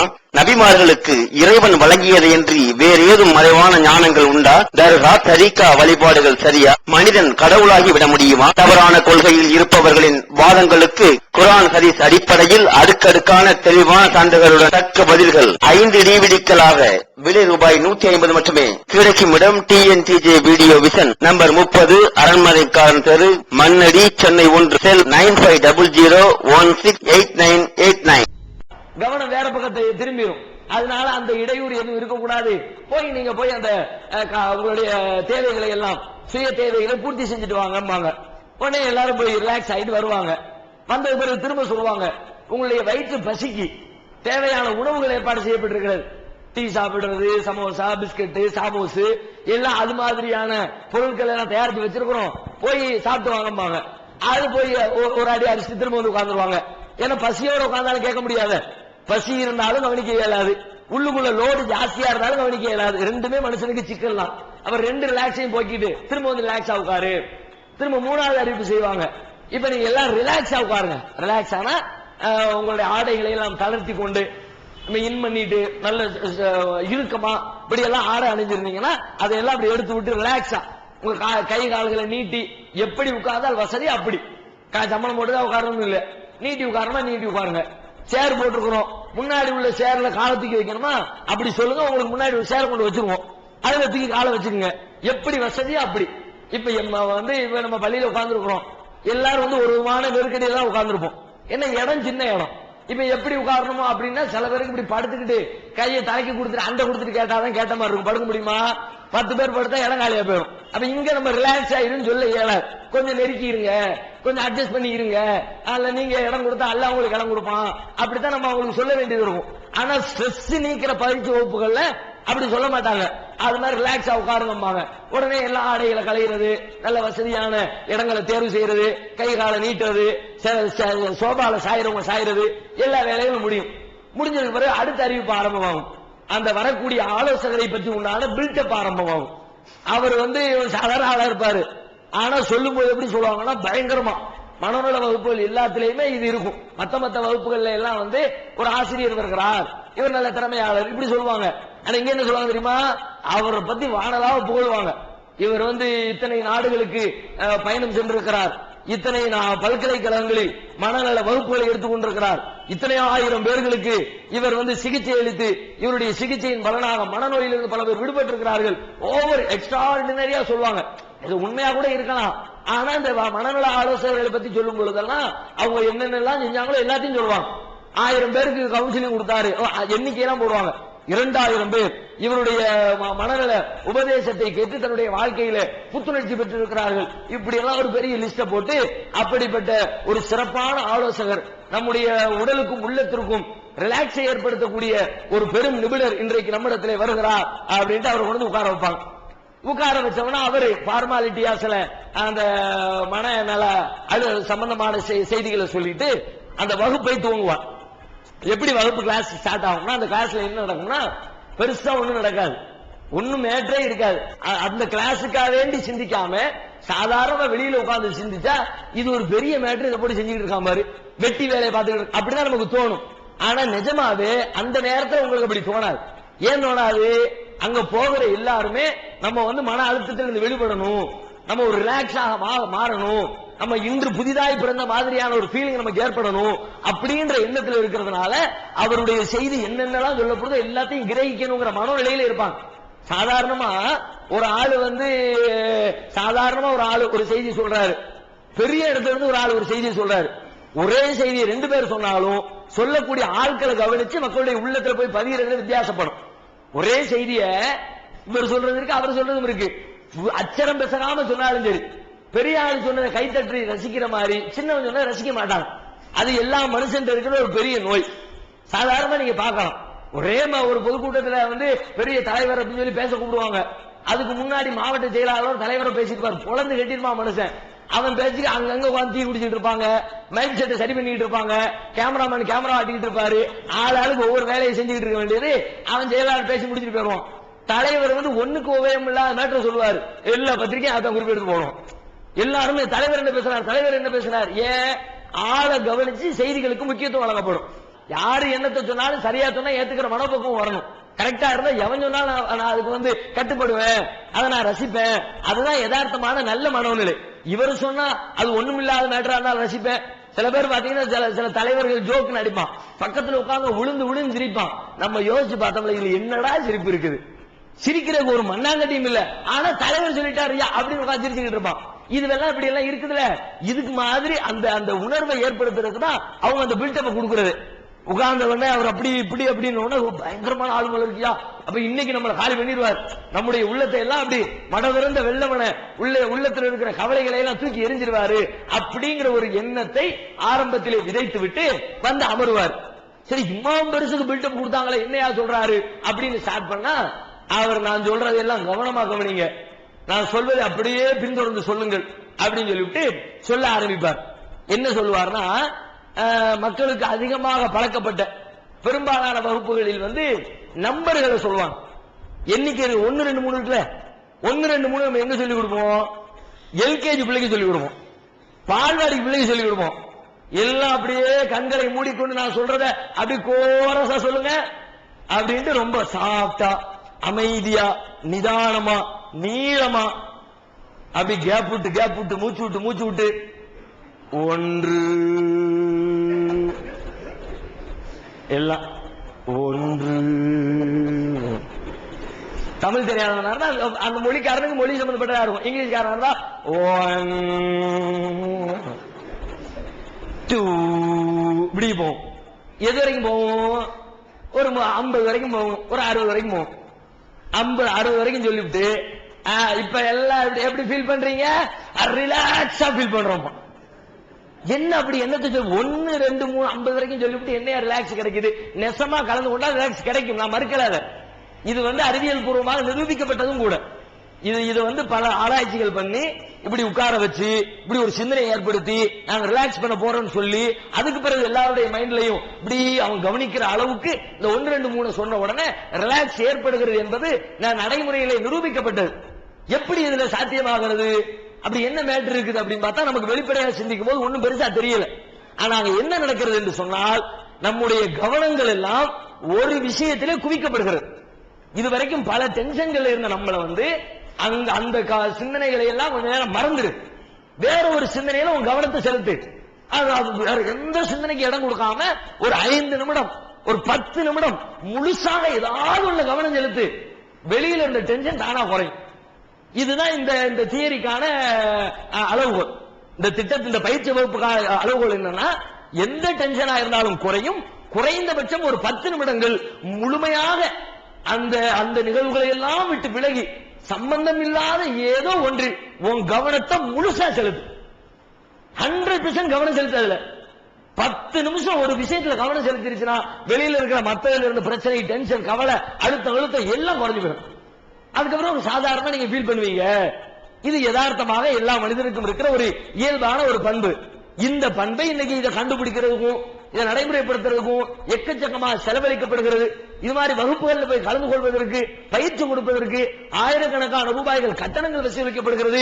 இப்படி எல்லாம் செஞ்சு ஸ்ட்ரெஸ் போயிடுச்சு, என்னுடைய மன அழுத்தம் நீங்கிருச்சு, நான் ஒரு ரீஃப்ரெஷ் ஆயிட்டேன், நான் ஒரு ரிலாக்ஸா உணர்கிறேன், நான் ஒரு திருப்தியா உணர்கிறேன் என்றெல்லாம் சொல்லக்கூடிய மனிதர்களுக்கு இவ்வளவு சிரமப்பட்டு கண்டுபிடிக்கப்பட்ட தியரி அண்ணல் பெருமகனார் நபிகள் நாயகம் ஸல்லல்லாஹு அலைஹி வஸல்லம் வாழ்க்கையிலே மிக எளிதாக நமக்கு காட்டி தரப்பட்டிருக்கிறது. நாம அதை கடைபிடிக்க. உண்மையிலே இஸ்லாமியனுக்கு ஸ்ட்ரெஸ் நீக்க வகுப்புகள் எல்லாம் தேவையில்லாதது. நீ அங்க போய் பண்ற ஸ்ட்ரெஸ் நீக்கக்கூடிய வகுப்புகளை எல்லாம் விட சூப்பர் வகுப்புகள் மார்க்கத்தில் கற்றுத்தரப்பட்டிருக்கிறது. அதை நீங்க செஞ்சீங்கன்னா அல்லாஹ்விடத்தில் நன்மை கிடைக்கும். உங்களுடைய உலக வாழ்க்கையில உள்ளம் காலியாகும். உள்ளம் வந்து ஒரு சந்தோஷமான மனநிலையை அனுபவிக்கும். அதை நாம கவனிச்சு செய்யவே இல்லை. எங்க எப்படி ரசூலுல்லாஹ் சொல்லி தர்றாங்க? ஒரு நாள் நபிகள் நாயகம் ஸல்லல்லாஹு அலைஹி வஸல்லம் மகள் ஃபாத்திமா ரலியல்லாஹு அன்ஹா அவர்களுடைய வீட்டில் உள்ள வேலைகள் கடுமையான வேலைகள் பார்த்து பார்த்து பார்த்து கையெல்லாம் காய்ச்சி போச்சு. அலி ரலியல்லாஹு அன்ஹு வந்து சொல்றாங்க, உங்க தகப்பனாருக்கு இன்னைக்கு வந்து சில அடிமைகள் வந்திருக்கிறாங்க, உனக்கு வேற வேலை செய்யறது கஷ்டமா இருக்குது, என் அல்லாஹ்வுடைய தூதர்கிட்ட போய் கொஞ்சம் வேலைக்கு வந்து யாராவது பணியாட்கள் கிடைச்சா, அடிமைகள் கிடைச்சா வாங்கிட்டு வாங்க அப்படின்னு சொல்லி விடுறாங்க. பாத்திமா ரலியல்லாஹு அன்ஹா ரசூலுல்லாஹ்வுடைய வீட்டுக்கு போறாங்க. வீட்டுக்கு போனா ரசூலுல்லாஹ் இல்ல, ஆயிஷா நாயகி இருக்கிறாங்க. அப்போ விவரத்தை சொல்றாங்க, இந்த மாதிரி அடிமைகள் வந்திருக்காங்களாம், பாப்பாட்ட சொல்லி ஒரு அடிமை வாங்கிட்டு போலாம் வேலைக்கு, வீட்டுக்கு கொஞ்சம் ஹெல்ப்பா இருக்குமே அப்படின்னு நான் வந்தேன் அப்படிங்கிற செய்தியை ஆயிஷா நாயகி சொல்லிட்டு வந்துடுறாங்க. ரசூல் ஸல்லல்லாஹு அலைஹி வஸல்லம் வீட்டுக்கு வர்றாங்க. இரவு நேரம் ரொம்ப தாமதம் ஆயிடுச்சு. எந்த அளவுக்கு தாமதம்னா எல்லாரும் தூங்குற அளவுக்கு நேரம் ஆயிடுச்சு. 9 மணியோ 10 மணியோ அந்த எந்த நேரத்தில் தூங்குவாங்களோ அப்படி ஊரெல்லாம் தூங்கக்கூடிய ஒரு தருணம். அப்பதான் ரசூலுல்லாஹ் வீட்டுக்கு வர்றாங்க. வந்த உடனே செய்தி சொல்லப்படுகிறது. சொன்ன உடனே ரசூலுல்லாஹ் என்ன பண்றாங்க, சரி அப்ப நம்ம பிள்ளைய போய் பார்த்துட்டு வந்துருவோம் அப்படின்ட்டு உடனே கிளம்பி வர்றாங்க. உடனே கிளம்பி வீட்டுக்கு வர்றாங்க. ரசூலுல்லாஹ் சொல்றாங்க, அலாஹு அல்லிமுகுமா ஹைரம் மிம்மா சால்துமானி, நீங்க வந்து என்கிட்ட கேட்டீங்களே அதை விட ஒரு சிறந்த ஒரு விஷயத்தை உங்களுக்கு நான் சொல்லி தரட்டுமா? ஒரு அடிமை வேணும், வேலை செய்ய முடியல, தொடர்ந்து வேலை செஞ்சு உடம்பு களைப்பா இருக்குது, அதனால வந்து சரியா இயங்க முடியல, மன அழுத்தமா இருக்குன்னு சொல்லிவிட்டு ஒரு அடிமையை கேட்டு வந்தீங்களே, நீங்கள் கேட்டு வந்ததை விட உங்களுக்கு சிறந்ததை நான் கற்றுத் தரட்டுமா அப்படின்னு சொல்லிவிட்டு சொல்றாங்க, இதா அகதுத்துமா மலாஜியாக்குமா, நீங்கள் இருவரும் படுக்கைக்கு தயாராகிவிட்டால், படுக்க போறீங்கன்னா ஒது செய்து கொண்டு படுக்கையில் வந்து அமர்ந்து விட்டால், து கப்பிரா சலாசம் அர்பஈன் ஒத்து சப்பிஹா சலாசம் சலாசீன் ஒத்தஹ்மிதா சலாசம் சலாசீன், அல்லாஹு அக்பர் என்று 34 தடவைகள் சொல்லுங்கள், சுபஹானல்லாஹ் என்று 33 தடவைகள் சொல்லுங்கள், அல்ஹம்துலில்லாஹ் என்று 33 தடவைகள் சொல்லுங்கள், ஸாலிகுமா கைருக்கும் கைரும் மின் காதிமின், இந்த இவ்வாறு நீங்கள் சொல்வது உங்களுக்கு ஒரு அடிமை கிடைப்பதை விட, ஒரு பணியாளர் கிடைப்பதை விட உங்களுக்கு இது சிறந்தது. என்ன சொல்ல வர்றாங்க சொல்லுதா? அந்த சுபஹானல்லாஹ் அல்ஹம்துலில்லாஹ் கவனத்தோடு ஒருவர் தூங்குகிற நேரத்தில் சொன்னால் நிம்மதியான ஒரு தூக்கம், அந்த மன அழுத்தம் எல்லாம் உடல் களைப்பு எல்லாம் நீங்கிய ஒரு தூக்கத்தை அவர் அடைவார். அப்படி உடல் களைப்பு நீங்கி நிம்மதியான ஒரு தூக்கத்தை தூங்கி ஒருவர் எழுந்தால் காலையில சாதாரண செய்யற வேலையை விட கூடுதலா 2 மடங்கு வேலையை செஞ்சுட்டு போயிருவேன். ஏற்கனவே செய்யற வேலை கஷ்டமா தெரிஞ்சிச்சுல, காரணம் உடம்புல இருந்த அலுப்பு, உள்ளத்துல இருந்த வருத்தம், அந்த வருத்தத்தை நீக்கிறதுக்கு நான் வெளியே சொல்லி தந்துட்டா நீனே 4 பேர் செய்யற வேலையை செஞ்சுட்டு போயிருவோமா, ஏன் போட்டு கஷ்டப்படுற? இது மறுமையில உனக்கு நன்மையாவும் போயிருமே. சுப்ஹானல்லாஹ் அல்ஹம்துலில்லாஹ் சொல்றது மறுமையில நன்மையாவும் போயிரும், உடலுக்கு களைப்பு நீங்கக்கூடிய ஒரு மருந்தாகவும் போயிடும். இதை நீ பயன்படுத்திக்க. நம்ம என்னைக்காவது இதை கவனத்தோடு சொல்லி இருக்கிறோமா? அதுல கூட நீங்க கவனிக்கணும். ரசூலுல்லாஹ் வந்து தூங்க போறதுக்கு முன்னாடி கொஞ்ச நேரம் சுப்ஹானல்லாஹ் சொல்லு, கொஞ்ச நேரம் அல்ஹம்துலில்லாஹ் சொல்லு, கொஞ்ச நேரம் அல்லாஹ் அக்பர் சொல்லு, அப்படி சொல்லி இருக்கலாம்ல. இப்ப நம்ம கவனிக்கிற பாயிண்ட் இதுதான். அல்ஹம்துலில்லாஹ் அல்லாஹ் அக்பர் கூட தூங்குறதுக்கு முன்னாடி கொஞ்ச நேரம் அல்ஹம்துலில்லாஹ் அல்ஹம்துலில்லாஹ் சொல்லிக்க, கொஞ்ச நேரம் அல்லாஹ் அக்பர் அல்லாஹ் அக்பர் சொல்லிக்க, கொஞ்ச நேரம் சுப்ஹானல்லாஹ் சுப்ஹானல்லாஹ் சொல்லிக்க, அப்படி சொல்லலாம்ல. அப்படி சொல்லாம அதுக்கு ஒரு ஃபிகர் கொடுக்கறாங்க, 34 சொல்லு, இது 33 சொல்லு. அது கூட ஒரே மாதிரி யூனிஃபார்ம் ஆக்காம அந்த எண்ணிக்கையில கவனம் போகணுமா. எண்ணிக்கையில கவனம் போகும்போதுதான் மற்ற விஷயங்கள்ல இருக்கிற கவனம் விலகும். ஒரு விஷயத்துல ஈடுபாடு எப்ப வரும்னா அதுல கவனிச்சு பார்க்க வேண்டிய அம்சம் இருந்தா தான் ஈடுபாடு கூடும். கவனிக்காமலே சொல்லலாம் அப்படின்னா உங்களுக்கு ஈடுபாடு வராது. சாதாரணமா இப்ப நீங்க வந்து வாய்ப்பாடு சொல்லுவோம். வாய்ப்பாடு எப்படி சொல்றோம்? ரொம்ப கவனிச்செல்லாம் சொல்ல மாட்டோம். சின்ன வயசுல பள்ளிக்கூடத்துல திரும்ப திரும்ப திரும்ப சொல்லி நம்முடைய வாயிலேயே அது பாடமாயிருக்கும். மனசுல பாடமாகிறத விட வாயில பாடமாகிறதுங்கிறது ரொம்ப ஈஸியா வந்துடும். 5 5 25, 6 5 30, 7 5 35. இது எப்படி சொல்றோம்? 7 5 கரெக்டா பெருக்கி அப்படியா கால்குலேஷன் பண்ணி சொல்றோம்? 5 5 25 வாயில வரும். உணர்வு முஸ்லிம் சமுதாயத்தின் நம்பர் 1 தமிழ் வார இதழ். உறங்கி கிடந்த முஸ்லிம்களின் உணர்வுகளை தட்டி எழுப்பதற்கு 13 ஆண்டு கால வரலாற்று சாதனை படைத்த ஒரே இதழ் உணர்வு. செய்திகளின் நடுநிலைமை, விமர்சனங்களின் நேர்மை, சமுதாய செய்திகளுக்கு முன்னுரிமை, இஸ்லாத்தின் எதிரிகளை அடையாளம் காட்டுதல், அரசியல், ஆன்மீகம் பற்றிய கேள்விகளுக்கு ஆணித்தரமான பதில்கள், ஆய்வுக் கட்டுரைகள், பல சுவையான அம்சங்களுடன் வெளிவரும் உணர்வின் வாசக சமுத்திரத்தில் நீங்களும் சங்கமமாகுங்கள். ஆண்டு சந்தா உள்நாடு ரூபாய் 400, வெளிநாடு ரூபாய் 2300, தனி இதழ் ரூபாய் 8. உங்கள் டிராஃப்ட்களை Muslim media trust number 7, Vadamalaikar street, 2nd floor, Mannady, Chennai 1 என்ற முகவரிக்கு அனுப்பி வையுங்கள். ஈகத்துவம் ஓரிரை கொள்கையை விளக்கும் ஒப்பற்ற மாத இதழ். PJ, MI சுலைமான், ஷம்சுல்லுஹா, இன்னும் பல சிறந்த அறிஞர்களின் கருத்து கருவூலங்கள், இன்னும் பல சிறந்த அம்சங்களுடன் வெளிவரும் ஈகத்துவம் இதழை படித்து உங்கள் மார்க்க அறிவை வளர்த்துக் கொள்ளுங்கள். ஆண்டு சந்தா உள்நாடு 100 ரூபாய், வெளிநாடு 400 ரூபாய், தனி இதழ் 9 ரூபாய். உங்கள் டிராஃப்ட்களை ஏகத்துவம் இலக்கம் 30, அரண்மனைக்காரன் தெரு, மன்னடி, சென்னை 1 என்ற முகவரிக்கு அனுப்பி வையுங்கள். மகளிருக்கு வழிகாட்டும் மாத இதழ் தீன்குல பெண்மணி. தமிழ்நாடு தவ்ஹீத் ஜமாத்தின் மேற்பார்வையில் முஸ்லிம் பெண்களுக்கான இல்லற கடமைகள், மருத்துவ பகுதி, சிறுவர் பகுதி, திருமண தகவல் பகுதி, ஹதீஸ் திறனாய்வு போட்டி மற்றும் பல சுவையான அம்சங்களுடன் வெளிவரும் முஸ்லிம் பெண்களுக்கான முழுமையான மாத இதழ் தீன்குல பெண்மணி. ஆண்டு சந்தா உள்நாடு 100 ரூபாய், வெளிநாடு 400 ரூபாய், தனி இதழ் 9 ரூபாய். உங்கள் MODDகளை எடுத்து அனுப்ப வேண்டிய முகவரி தீன்குல பெண்மணி, நம்பர் 30, அரண்மனைக்காரன் தெரு, மன்னடி, சென்னை 1. இது பெரிய மைண்ட்ல யோசிக்க தேவையில்லை, மூளைக்கு வேலை கொடுக்க தேவையில்லை. நாக்குல சின்ன வயசுல படுத்தப்பட்ட பாடம், அந்த நாக்கு பாடம் கட கட கடன்னு சொல்லும். நாக்கு பாடம் சொல்ற மாதிரி இருந்துடக்கூடாது. அதனால ரசூலுல்லாஹ் என்ன பண்றாங்க, சும்மா என்னமோ சொல்லிட்டு போன போக கூடாது, கவனிச்சு சொல்லணும். நம்பர்ல கவுண்டிங்ல கவனம் இருக்கணும், எண்ணிக்கையில கவனம் இருக்கணும். அப்ப 33னா ஒண்ணு நீங்க யோசிச்சு பாருங்க, எத்தனை பேரு ஒவ்வொரு தொழுகைக்கு பிறகு இரவு விடுங்க, தொழுகைக்கு பிறகு தஸ்பீஹ் பண்றோம்ல, தொழுகைக்கு பிறகு தஸ்பீஹாவது கரெக்டா ஒவ்வொரு தடவையும் சுப்ஹானல்லாஹ் 33, அல்ஹம்துலில்லாஹ் 33, அல்லாஹ் அக்பர் 34, ஒவ்வொரு தடவையும் மிஸ் ஆகாம நான் சொல்லிடுவேன் என்று சொல்லக்கூடியவங்க எத்தனை பேர் யோசிச்சு பாருங்க. சொல்லுவோம், எங்கடா சரி சொல்லித்தான் செஞ்சிருப்போம், கரெக்டா தான் சொல்லி போடு. நீங்க கவனிச்சு பாருங்களேன், ஒரு ரவுண்டு போகும், ஒரு ரவுண்டு போச்சா கையில தானே என்றோம், கையில அடுக்குகளை வச்சு ஒரு விரலுக்கு 3, அப்ப 5 3 15, ரெண்டாவது ஒரு 3, 15 30, 2 கையும் ஒரு விரலும் முடிஞ்சு போச்சு 33. அல்லாஹ் அக்பருக்கு கூட 1. இப்படித்தானே கவுண்டிங் பண்ற பெரும்பாலும். சில பேர் விரல் விரலா எண்ணுவாங்க, சில பேர் விரல்ல 3 கவுண்டிங் பண்ணி அப்படி எண்ணுவாங்க. யோசி, நல்ல யோசிங்க.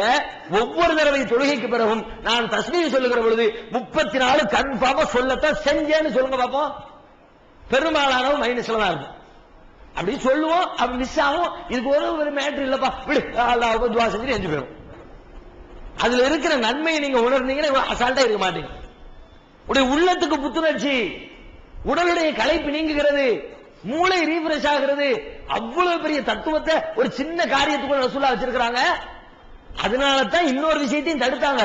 இந்த கவுண்டிங்ல உங்க கவனம் போகணும்ன்றதுக்காக சில பேர் கவுண்டிங்க செஞ்சுக்கிற கஷ்டமா இருக்கு, நம்பர் போட்டு என்ற ஒரே குழப்புது அப்படின்னு சில பேர் பாத்தீங்கன்னா டிக்கு டிக்கு டிக்குன்னு மணி வச்சிருப்பாங்க, அதுல செட் பண்ணி வச்சிருப்பாங்க. சுப்ஹானல்லாஹ் சுப்ஹானல்லாஹ் வாய் மட்டும் சுப்ஹானல்லாஹ் சொல்லும், கவனம் பூரா எங்கிட்ட ஊரை சுத்திட்டு இருக்கும். சுப்ஹானல்லாஹ் சுப்ஹானல்லாஹ் சுப்ஹானல்லாஹ் சுப்ஹான் 34 வந்து டக்குனு காட்டும், டக்குனு ஒரு மியூசிக் கொடுக்கும்.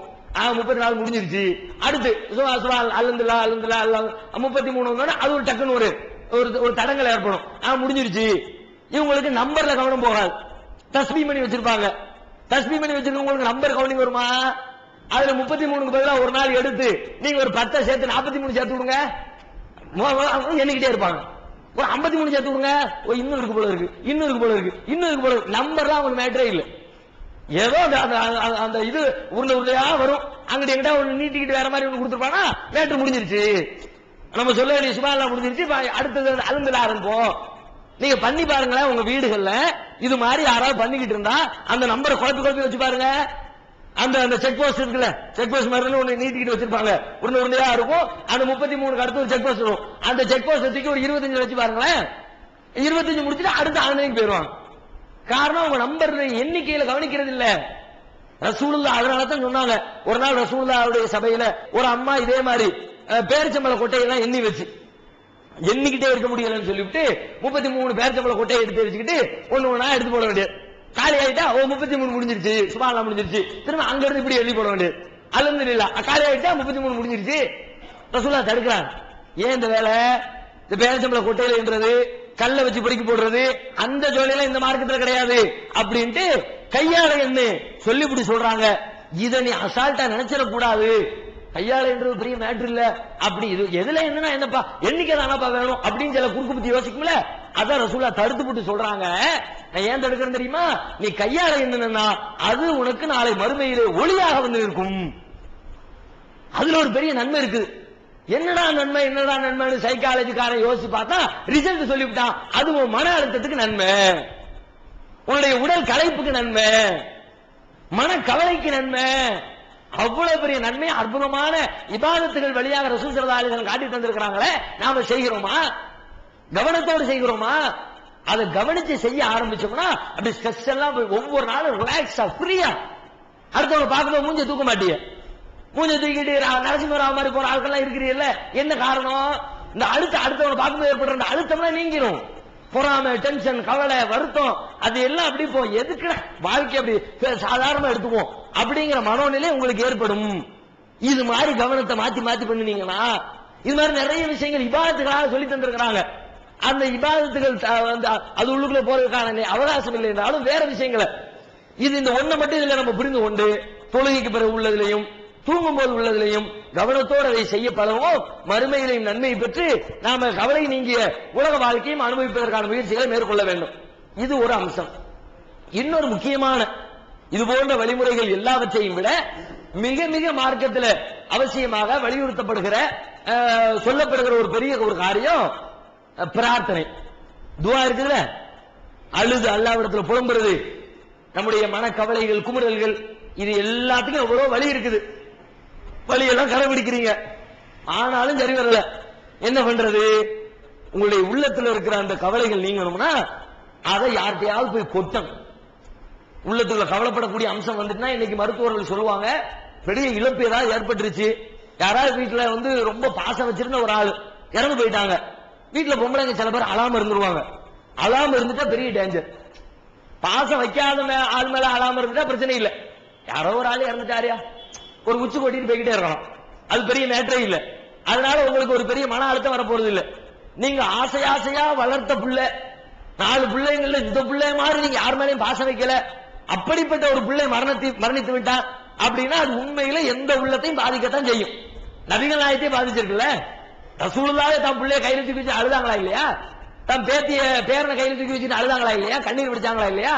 அப்ப அழுகைங்கிறது அந்த மனக்கவலை எல்லாத்துக்கும் வரத்தான் செய்யும். அப்படி வர்ற நேரத்துல கவலையை வெளிப்படுத்த வேண்டிய விதத்தில் வெளிப்படுத்தி விட வேண்டும். தேவையில்லாம உள்ள போட்டு அடக்கணும்னு வச்சுக்குவோம், அது வெடிச்சு குமுறும் பொழுது ஒரு பெரிய மனநோயாக நம்ம மாறி விடுவோம். பல பேர் மருத்துவர்களிடத்துல கொண்டு போகும்போது அழுகைக்கே மருந்து கொடுப்பாங்க. அழ வைக்கிறது எப்படி? அழாம அப்படியே பேயற மாதிரி உட்கார்ந்துருவாங்க. இது பெரிய டேஞ்சர்ல, அழ வைக்கணுங்க அப்படின்னு அந்த அழுகிற சூழ்நிலை ஏற்படுத்தி அழ வச்சுட்டோம்னு வச்சுக்குவோம், கண்ணுல இருந்து அப்படி கண்ணீர் கொட்டிருச்சுன்னா அது ஒரு விதமா உங்களுடைய உள்ளத்தில் இருக்கிற வெயிட்டை குறைச்சுவிடும். ஆனா இன்னைக்கு பரவலாக பெண்கள் மத்தியில இது இருக்கிறது. பெண்கள் அழுகிறது இருக்கிற அழுகை பெண்பிள்ளைங்க சாதாரண டக்குன்னு எந்த பிரச்சனைனாலும் குப்பைக்குன்னு கொட்டிடுவாங்க. நம்ம என்ன பண்றோம்? அதை குறையா நினைக்கிறோம். எப்ப பார்த்தாலும் ஒரே எப்படித்தான் உள்ள வச்சிருக்கானே தெரியல, பாக்கெட் போட்டு முடிஞ்சு வச்சிருப்பாளோ, டக்குன்னு ஒரு பிரச்சனை அவுத்து விட்டு கடை கொட்டிடுறாள என்று ஆச்சரியப்படுகிற அளவிற்கு சின்ன சின்ன பிரச்சனைகளுக்கு கூட பெண்கள் கண்ணீர் விட்டு விடுகிறார்கள். அது நம்மால் வெறுக்கப்படுகிறது. ஆனால் வெறுக்கிற அம்சமே இல்லை. சின்ன பிரச்சனையே பெரிய பிரச்சனை அழுது பாரு, உடனே ரிலாக்ஸ் ஆயிரும். மனநோயால் பாதிக்கப்பட்டவர்களுடைய எண்ணிக்கையில உலக அளவில் ஆண்களையும் பெண்களையும் ஒப்பீடு செஞ்சு பார்த்ததுல ஆண்கள் தான் மன அழுத்தத்திற்கு அதிகம் பாதிக்கப்பட்டிருக்கிறார்கள். பெண்கள் அதிகம் பாதிக்கப்படவே இல்லை. பெண்களும் இருக்கிறாங்க, எண்ணிக்கையில ரொம்ப ரொம்ப கம்மி, பெர்சன்டேஜ் ரொம்ப கம்மி. காரணம் என்ன? அவர்களுக்கு வரக்கூடிய அந்த பிரச்சனைகளை உடனே வாய்விட்டு சொல்லி விடுவார்கள். யாரையாவது கூப்பிட்டு வச்சு கழுத்து அறு பிளேட போட்டாவது பக்கத்து வீடு மேல வீடு என் மாமி, என் சித்தப்பா, என் பெரியப்பா கதையை கேட்டியலா அப்படின்னு அந்த கதையை சொல்லாத வரைக்கும் மண்டை வெடிச்சோம். ஒண்ணு வாய் விட்டு சொல்லுவாங்க, அல்லது கண்ணீர் விட்டு அழுவாங்க. இந்த ரெண்டும் பெண்களிடத்தில் இருக்கிற காரணத்தினால் பெண்களுடைய உள்ளத்தில் இந்த மன அழுத்தம் குறைவாக இருக்கிறது. ஆண்கள் இடத்துல அது குறை கம்மியா இருக்கு. அழுகுறது அதே யாராவது அழுதாங்கன்னா அழாதப்பான்னு சொல்றதெல்லாம் கிடையாது. ஒரே எடுப்புல மண்டையில பெரிய சம்மட்டிக்கு பொம்பளை மாதிரி அழுதுகிட்டு இருக்கிற சின்ன வயசுல இருந்தே சொல்லி சொல்லி சொல்லி சின்ன பையனுக்கு வீடுகள் எப்படி சொல்றாங்க, நீங்க பொம்பளை பிள்ளையா இப்படி போட்டு அழுதுகிட்டு இருக்க. அப்ப உள்ளத்துல அது பதிஞ்சதுனால தான் நம்ம அழாம இருக்கிறோம். ஆனா நபிகள் நாயகம் ஸல்லல்லாஹு அலைஹி வஸல்லம் எப்படி இருந்தாங்க தெரியுமா? ரசூலுல்லாஹ் நீங்க பொம்பளை பிள்ளை தான் அழுகணும் அப்படின்னா அப்ப ரசூலுல்லாஹ் எந்த சேர்ப்பியா? ரசூலுல்லாஹ் அழுகை எவ்வளவு? நபிகள் நாயகம் ஸல்லல்லாஹு அலைஹி வஸல்லம் வாழ்க்கையில் அழுகையினுடைய பட்டியல் தெரியுமா? பிரச்சனையா மன அழுத்தம் தாங்க முடியலையா அழுதுருவான். பத்ர் யுத்தம் சம்பந்தமாக ஒரு வசனம் இறக்கி வைக்கப்படுகிறது. பத்ரில கிடைச்ச கைதிகளை என்ன பண்றதுன்னு தெரியல. சஹாபாக்கள் ஆலோசனை கேட்பாங்க. உமர் ரலியல்லாஹு அன்ஹு சொல்வாங்க, எல்லாத்தையும் போட்டு தெளிவோம், எல்லாம் களவாடி போயிடுவோம், இவங்களுக்கு எல்லாத்தையும் திரும்ப அனுப்பணும்னா திரும்ப வந்து சண்டைக்கு வருவானுவ, அதனால ஆளப்புற காலி பண்ணி போடுவோம் உமர் ரலியல்லாஹு அன்ஹு சொல்லுவாங்க. அபூபக்கர் ரலியல்லாஹு அன்ஹு சொல்லுவாங்க, வேணாம்பா எதுக்கு எல்லாம் சொந்த பந்தங்களா இருக்கிறானுவோ விட்டுருவோம், நஷ்டீட வாங்கிட்டுமாங்க. உடனே ரசூலுல்லாஹ் நஷ்டீட வாங்கிட்டு விட்டுருவாங்க. அல்லாஹ் வசனம் இறக்கி வைப்பான், மாகானலின் நபி ஐயகூன லஹு அஸ்ரா அத்தா யுஸ்கின பில் அர்த். எந்த ஒரு நபிக்கும் அழகு கிடையாது. என்ன அழகு கிடையாது? எதிரிகளை பூமியிலே வேறனுக்காமல் விட்டு வைப்பது அழகு கிடையாது. கையில கிடைச்சிருக்கிறானுவோ என்னமோ சொந்தக்காரன் பெரியப்பா மாமன் சித்தப்பா அப்படின்னு அனுப்பி விட்டுட்டிய, திரும்ப படையெடுத்து வருவானே இதான் உங்களுக்கு பொழப்பா? அடிச்சு ஆளை காலி பண்ணி இருக்க வேண்டாமா அப்படின்னு அல்லாஹ் வசனத்தை இறக்கி வச்சு ரசூலுல்லாஹ் கண்டிக்கிறான். கண்டிக்கும் போதே வந்து கடுமையான வார்த்தைகள் அதுல வருது. வந்தா மறுநாள் காலையில வசனம் இறக்கப்பட்டுருச்சு. உமர் ரலியல்லாஹு அன்ஹு வர்றாங்க. அபூபக்கர் சித்திக்கும் ரசூல் ஸல்லல்லாஹு அலைஹி வஸல்லம் ரெண்டு பேரும் கூட்டி சேர்ந்து அழுதுட்டு இருக்கிறாங்க. உமருக்கு தெரியல என்ன பிரச்சனை, ஏங்க அழுகுறிய சொல்லுங்க, அழுகிற பிரச்சனை நானும் சேர்ந்து அழுகுறேன் அவர் சொல்ல, என்ன பிரச்சனை சொல்லுங்க. அப்ப வசனத்தை சொல்றாங்க, இது மாதிரி அல்லாஹ் கண்டிச்சு விட்டான், நாங்க ஒரு தப்பு பண்ணி விட்டோமே எங்களுக்கு வருத்தமா இருக்குது. ரசூலுல்லாஹ் அழுதாங்க. அழுகிறது வந்து வெட்கப்படுற அம்சம் கிடையாது. நீங்க ரிலாக்ஸா இருக்கணும்னா, மனக்கவலைகள் உங்களுடைய உள்ளத்தை பாதிக்காமல் இருக்கணும்னா அழுகையை நீங்கள் துவக்கத்தான் வேண்டும், அழத்தான் வேண்டும். ஒரு தடவை உஹது போர்க்களம், உஹது போர்க்களத்தில் நமக்கு தெரியும் முஸ்லிம் பகுதியில பெரும்பான்மையான பேர் பாதிக்கப்பட்டார்கள். கடுமையான இழப்புக்கு நாம ஆளான ஒரு போர் வந்து உஹது போர்க்களம். ரசூல் ஸல்லல்லாஹு அலைஹி வஸல்லம் ஒரு கணவாயில சில பேரை நிப்பாட்டி வச்சிருப்பாங்க. போர்ல வந்து முஸ்லிம்கள் ஜெயிக்கிற மாதிரி தெரிஞ்ச உடனே எல்லாரும் கணவாயை விட்டு இறங்கிடுவாங்க. கணவாய் காலியா இருக்கின்ற உடனே எதிரிகள் அப்படி பின்னாடி ஓடி சுத்தி வந்து ரெண்டு பக்கமும் அட்டாக். ஃப்ரண்ட்ல ஒரு கூட்டம் தாக்குது, பின்னாடி ஓடி சுத்தி வந்து பேக்ல ஒரு கூட்டம் தாக்குது. முஸ்லிம்கள் நடுவில் மாட்டிக்கிட்டு கடுமையான சேதாரத்துக்கு உள்ளான ஒரு போர். அந்த போர்க்களத்துல பல சஹாபாக்கள் கொல்லப்படுறாங்க. அதுல அப்துல்லா என்ற ஒரு சஹாபி, ஜாபிர் ரலியல்லாஹு அன்ஹுடைய தந்தை ஜாபிர் இப்னு அப்துல்லா, அவர் வந்து அவரும் கொல்லப்பட்டார். செய்தி கேள்விப்பட்டு ஜாபிர் ஓடி வருகிறார். அவருடைய அப்துல்லாவுடைய உடல் வந்து துணியால் மூடப்பட்டு ஒரு இடத்துல கிடத்தப்பட்டிருக்கிறது. இறந்து போயிட்டாங்க.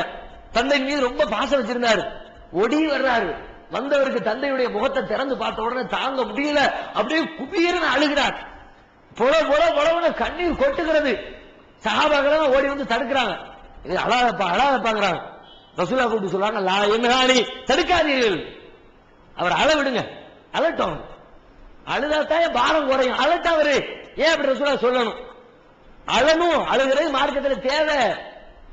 பல் யலஹகு கலீலா வல் யபகு கஸீரா, அல்லாஹ் ஒரு இடத்துல சொல்லி காட்டுகிறான், அதிகமாக அழட்டும் குறைவாக சிரிக்கட்டும். இன்னும் சொல்றாங்க, நான் தெரிஞ்சு வச்சிருக்கிற விஷயத்தை எல்லாம் நீங்க தெரிஞ்சீங்கன்னா, எனக்கு அல்லாஹ் சில விஷயங்களை காட்டுறானே, மறுமை, தண்டனை, வேதனை, கியாமத்து, அந்த மாதிரி விஷயங்கள் உங்களுக்கும் தெரிஞ்சிச்சுன்னு வச்சுக்கோங்க, நீங்க இப்படி சிரிச்சுக்கிட்டு இருக்க மாட்டீங்க, அழுகிட்டே உட்கார்ந்திருப்பீங்க. அழுகை என்பது ஒரு மனிதனுக்கு அத்தியாவசியமான ஒன்று. அழணும். எப்படி அழுகிறது? பல கட்டங்களில் மார்க்கத்தில் அழுகை குறித்து நமக்கு சொல்லித் தரப்பட்டிருக்கிறது. கவலைகள் வந்தால் அழுவது. அழுகிறதுல அழுவும் போது பண்ற மிஸ்டேக் என்னன்னா, அழுகையோடு சேர்ந்து ஒப்பாரிவன். அப்ப அதான் மிஸ்டேக். அழுகை அவசியமானது, மன அழுத்தத்தை குறைப்பதற்குரிய மருந்து. அழும் போதே ராசா போயிட்டே ராசா முடிஞ்சு போச்சு. ரசூலுல்லாஹ் அழுதுகிட்டே சொன்னாங்க, அழுகை அல்லாஹ்வுடைய ரஹ்மத்து, நாக்கு தான் டேஞ்சர். நாக்க காட்டி இதுதான் பிரச்சனை, இது பிரச்சனை இல்ல. கண்ணுல இருந்து தண்ணீர் விடுது, அது பிரச்சனை இல்ல. நாக்குல இருந்து வரும் வார்த்தை அதான் பிரச்சனை. தாம் மகனை கையில் தூக்கி வச்சு சொல்லும் போது கூட கண்கள் கண்ணீர் வடிக்கிறது, உள்ளமோ வேதனையால் உம்முகிறது. உன்னுடைய பிரிவால் நாங்கள் மிக்க கவலை அடைந்திருக்கிறோம், ஆனாலும் எங்கள் இறைவன் பொருந்திக் கொள்ளாத வார்த்தைகளை பயன்படுத்த மாட்டோம். வாயிலிருந்து வார்த்தை தப்பான வார்த்தை வந்துடாது, புலம்புற வார்த்தை வந்துடாது. ரப்பு தந்தை நாங்க ஏத்துக்குவோம், ஆனா உள்ளத்துல இருக்கிற அந்த கருணை, இரக்கம், அன்பு கண்ணீராய் வெளிப்படுகிறது. அதை நான் அனுமதிக்கிறேன் என்று நபிகள் நாயகம் ஸல்லல்லாஹு அலைஹி வஸல்லம் சொல்றாங்க. அப்போ நம்ம அந்த ஒப்பாரி மாதிரியான அது மாதிரி அழுகை இல்லாமல் கண்ணீர் விட்டு விடுங்க, அழுகை நினைச்சு நினைச்சு தேம்பி தேம்பி அழுவுங்க, மூக்க சிந்தி சிந்தி அழுவுங்க, பஞ்சாயத்தே இல்ல. அழுகை தேவை. அப்படி அழுவும் போது என்ன செய்யலாம்னா, வாய் விட்டு சொல்லணும்னு தோணும், வாய் விட்டு சில பேசணும்னு தோணும். அப்ப என்ன பண்ணுங்க, ஊர் உலகத்தில் உட்கார்ந்து அழுகாம தனிமையில் உட்கார்ந்து அழுவுங்க, அல்லாஹ்வை நினைச்சு அழுவுங்க. உங்களுடைய குறைபாடுகளை எல்லாம் அல்லாஹ்விடத்துல சொல்லி அழுவுங்க. அல்லாஹ்விடத்துல சொல்லும்போது யா அல்லாஹ் இப்படி செஞ்சியேன்னு சொல்ல மாட்டோம். அல்லாஹ்விடத்துல சொல்வதற்காக வேண்டி அமர்ந்தால் பெரிய கஷ்டத்தை நான் அனுபவிச்சுட்டேன் அல்லாஹ், என்னுடைய கஷ்டத்தை நீ நீக்க அல்லாஹ், உன்னை விட்டா எனக்கு யார் இருக்கா அல்லாஹ், அப்படி அல்லாஹ்விடத்துல அழுவுங்க. ரசூல் ஸல்லல்லாஹு அலைஹி வஸல்லம் சொல்றாங்க, அல்லாஹ் அழுவுங்க, அழுது கொண்டு அல்லாஹ்விடத்தில் பிரார்த்தியுங்கள். நாளை மறுமையில அரிசிக்கு கீழே நிழல் கொடுக்கப்படுகிற சில பேரை பற்றி நபிகள் நாயகம் பட்டியல் எடுக்கிற பொழுது அந்த பட்டியலை கடைசியாக சொல்கிறார்கள், வரஜுலுன் ذكرல்லாஹ خاليا ففاضت عيناه. ஒரு மனிதன் தனிமையிலே அமர்ந்து இறைவனை நினைத்து கண்ணீர் வடிக்கிறானே, அந்த மனிதனுக்கும் அல்லாஹ் மறுமையிலே அரிசிக்கு கீழே நிழல் கொடுப்பான். தனியா அழுவுங்க, அழுதுட்டு அல்லாஹ்ட்ட சொல்லுங்க. உங்களுடைய குறைகளை, குற்றங்களை, உங்களுடைய தேவைகளை, பாதிப்புகளை, சிரமங்களை அல்லாஹ்விடத்துல பேசுங்க. வேற ஊர் உலகத்துல பேசிடாது. பேசினா உங்களுக்கு கஷ்டம். அல்லாஹ்விடத்துல பேசுனீங்கன்னா கஷ்டத்துக்கு நிவாரணம் கிடைக்கும். ஏன்னா நிவாரணம் தரக்கூடியவன் அல்லாஹ்வை தவிர வேற யார் இருக்கிறான்? ரசூல் ஸல்லல்லாஹு அலைஹி வஸல்லம் நிவாரணத்தை கேட்கிற பொழுதெல்லாம் ஒரு பிரார்த்தனையை தவறாமல் செய்வார்களாம். அல்லாஹும்ம அதீபில் பஸ ரப்பன்னாஸ் வஷ்ஃபி அன்த ஷாஃபி லா ஷிஃபா இல்லா ஷிஃபாஉக ஷிஃபாஅன் லா யுகாதிரு ஸகமன் வலா அலமா. இறைவா, நோய்களை நீக்குகிறவனே, எனது நோயை நீ குணப்படுத்து, எனக்கு நீ நிவாரணம் தான். உள்ளத்தில் ஏற்படுற நோய் தானே, எனது உள்ள நோய்க்கு நிவாரணம் தான். அந்த ஷாஃபி, நீதான் நிவாரணம் தருகிறவன். லா ஷிஃபா இல்லா ஷிஃபாஉக், உன்னுடைய நிவாரணத்தை தவிர வேறு எந்த நிவாரணமும் இல்லை, நீதான் நிவாரணம் தந்தான். உன்னை விட்டு அவனுக்கு யார் இருக்கா? தனியா உட்கார்ந்தாலும் 2 மணி 3 பெரிய பாதிப்புக்கு ஆளாயிட்டீங்களா, எல்லாரும் தூங்கட்டும், நல்ல தருணம் பார்த்து காத்துருங்க. 12 மணி 1 மணி 2 மணி 3 மணி 3 மணிக்கு எழுச்சிருங்க. பள்ளியாசம் ஏதாவது திறந்து இருக்குமானா பள்ளியாசம் நோக்கி போங்க, அல்லது வீட்டிலேயே தனியா ரூமும் இருக்குமா அதை தேடி போங்க. ரூமு கூட இல்லையா, மக்கள் தூங்கிட்டாங்க அப்படின்னா ஒரு ஓரமாக ஒரு பாய விடுங்க, விரிச்சு அல்லாஹ் முன்னாடி உட்கார்ந்து அழுவுங்க. அதுவும் இரவுல பின்னிரவுல சேர்ந்து எந்திரிச்சு உட்கார்ந்து அழுவீங்கன்னு வச்சுக்குவோம், அது இன்னும் சிறந்தது. ரசூலுல்லாஹ் சொல்றாங்க, என்சிலு ரப்புனா தபாரக வ தஆலா குல்ல லைலத்தின் இல ஸமாஇ துன்யா, ஒவ்வொரு நாள் இரவிலும் ஹீன யபகா சுலுசுல் லைலில் ஆகிர், இரவினுடைய 3ஆம் பகுதியிலே அல்லாஹ் முதல் வானத்தின்பால் இறங்கி வந்து கேட்கிறான், மை யதுஊனி ஃபஅஸ்தஜீப லஹு, என்னை அழைப்பவர் உண்டா, அழைப்புக்கு நான் பதில் தருகிறேன். உமை யஸ்அலுனி ஃபஉதியஹு, என்னிடத்திலே கேட்பவர் உண்டா, கேட்பதை கொடுக்கிறேன். உமை யஸ்தக்ஃபிருனி ஃபஅக்ஃபிர லஹு, என்னிடத்திலே பாவ மன்னிப்பு தேடுவோர் உண்டா, பாவங்களை மன்னிக்கிறேன். ஒவ்வொரு நாளும் 3ஆம் இரவிலே, இரவின் 3ஆம் பகுதியிலே அல்லாஹ் உங்களை நோக்கி அறைகூவல் விடுகிறான். அப்ப போய் அல்லாஹ்வுடைய சன்னிதானத்தில் விழுங்க. கஷ்டத்தை எல்லாம் நினைச்சு நினைச்சு சொல்லி சொல்லி நூஹ் அலைஹிஸ்ஸலாத்துடைய துஆவை அல்லாஹ் குர்ஆன்ல சொல்லி காட்டுகிறான். நூஹ் அலைஹிஸ்ஸலாம் 72 அத்தியாயம் என்று நினைக்கிறேன். அப்படியே அப்படி துஆ பெரிய பட்டியல் வரும். அல்லாஹ்விடத்துல துஆ செய்வாங்க, ஒண்ணு ஒண்ணையா சொல்வாங்க. ரப்பி இன்னி அலன்து லஹும் வ அஸ்ரர்து லஹும் இஸ்ராரா, இறைவா நான் இந்த மக்களிடத்தில் எப்படியெல்லாம் பிரச்சாரம் பண்ணினேன், பகிரங்கமாக அழைத்தேன், ரகசியமாக அழைத்தேன், கூட்டமாக அழைத்தேன், தனித்தனியாக அழைத்தேன், என்னுடைய அழைப்பை புறக்கணித்து விட்டார்கள் அல்லானே, அவங்க என்னத்தை எல்லாம் செஞ்சாங்களோ, எப்படி எல்லாம் கஷ்டப்பட்டாங்களோ, கஷ்டத்தை எல்லாம் சொல்லி சொல்லி சொல்லி. நம்ம கஷ்டம் தான் அல்லாஹ்வுக்கு தெரியுமே, சில விளக்கணைகள் பேசும், நம்ம மெனக்கிட்டியம் போட்டு சொல்லிக்கிட்டு கஷ்டம் தெரியும் அல்லாஹ்வுக்கு தெரியாதுன்னு அர்த்தம். நீங்க போய் அல்லாஹ்விடத்துல உங்க கஷ்டத்தை சொல்லுங்க அப்படின்னா அல்லாஹ்வுக்கு தெரியாம போயிருமா? தெரியும், ஆனாலும் அல்லாஹ் எதிர்பார்க்கிறான், நீ என்ன சொல்லு. நம்ம எதிர்பார்க்கிறோம்லங்க, சாதாரண மனுஷன் ஒருத்தனுக்கு ஒரு கஷ்டம் நல்ல தெரியுது, வரட்டுமே, வராமலா போயிருவான். பாரு என்ன வக்கு இல்லைன்னா கூட வாய் திறந்து கேட்கறதுக்கு வரட்டும், என்னைக்கா வருவோம்ல, வந்த பிறகு பாத்துக்குவோம். உனக்கு இவ்வளவு பெருமை இருக்குத, பெருமை அடிப்பதற்கு தகுதியான படைத்த ரப்புல் ஆலமீனுக்கு பெருமை இருக்காதா? வலகுல் கிப்ரியாவுக்கு சமாவாத்தி வல்லருள், வானங்கள் பூமியினுடைய அனைத்து பெருமைகளுக்கும் சொந்தக்காரன் அல்லாஹ். அவன் பெருமை அடிப்பான். அதான் அல்லாஹ் அக்பர் அல்லாஹ் அக்பர் சொல்ல சொல்லுவான். நான் பெரியவன்டா பெரியவன்டா பெரியவன்டா ஏன் சொல்ல சொல்லான் திரும்ப திரும்ப? அவன் பெருமைக்குரியவன். வானத்தை படைச்சவன், பூமியை படைச்சவன், மனுஷனை படைச்சவன். பெருமை அடிக்கிறவன் புத்தியை படைச்சிருக்கிறான்ல, அப்படிப்பட்ட புத்திக்கெல்லாம் சொந்தக்கார இறைவனுக்கு பெருமை இருக்காத? அப்ப அல்லாஹ் ரப்பல் ஆலமீன் எதிர்பார்க்கிறான், சொல்லு என்கிட்ட சொல்லு, தெரியும் எனக்கு, நான் அறிந்து வைத்திருக்கிறேன், ஆனாலும் என்கிட்ட வார்த்தையில் வெளிப்படுத்து, கண்ணீர் விட்டு கதறி அழு. அப்ப அல்லாஹ் கூடுதலா இறக்கப்படுறாங்க.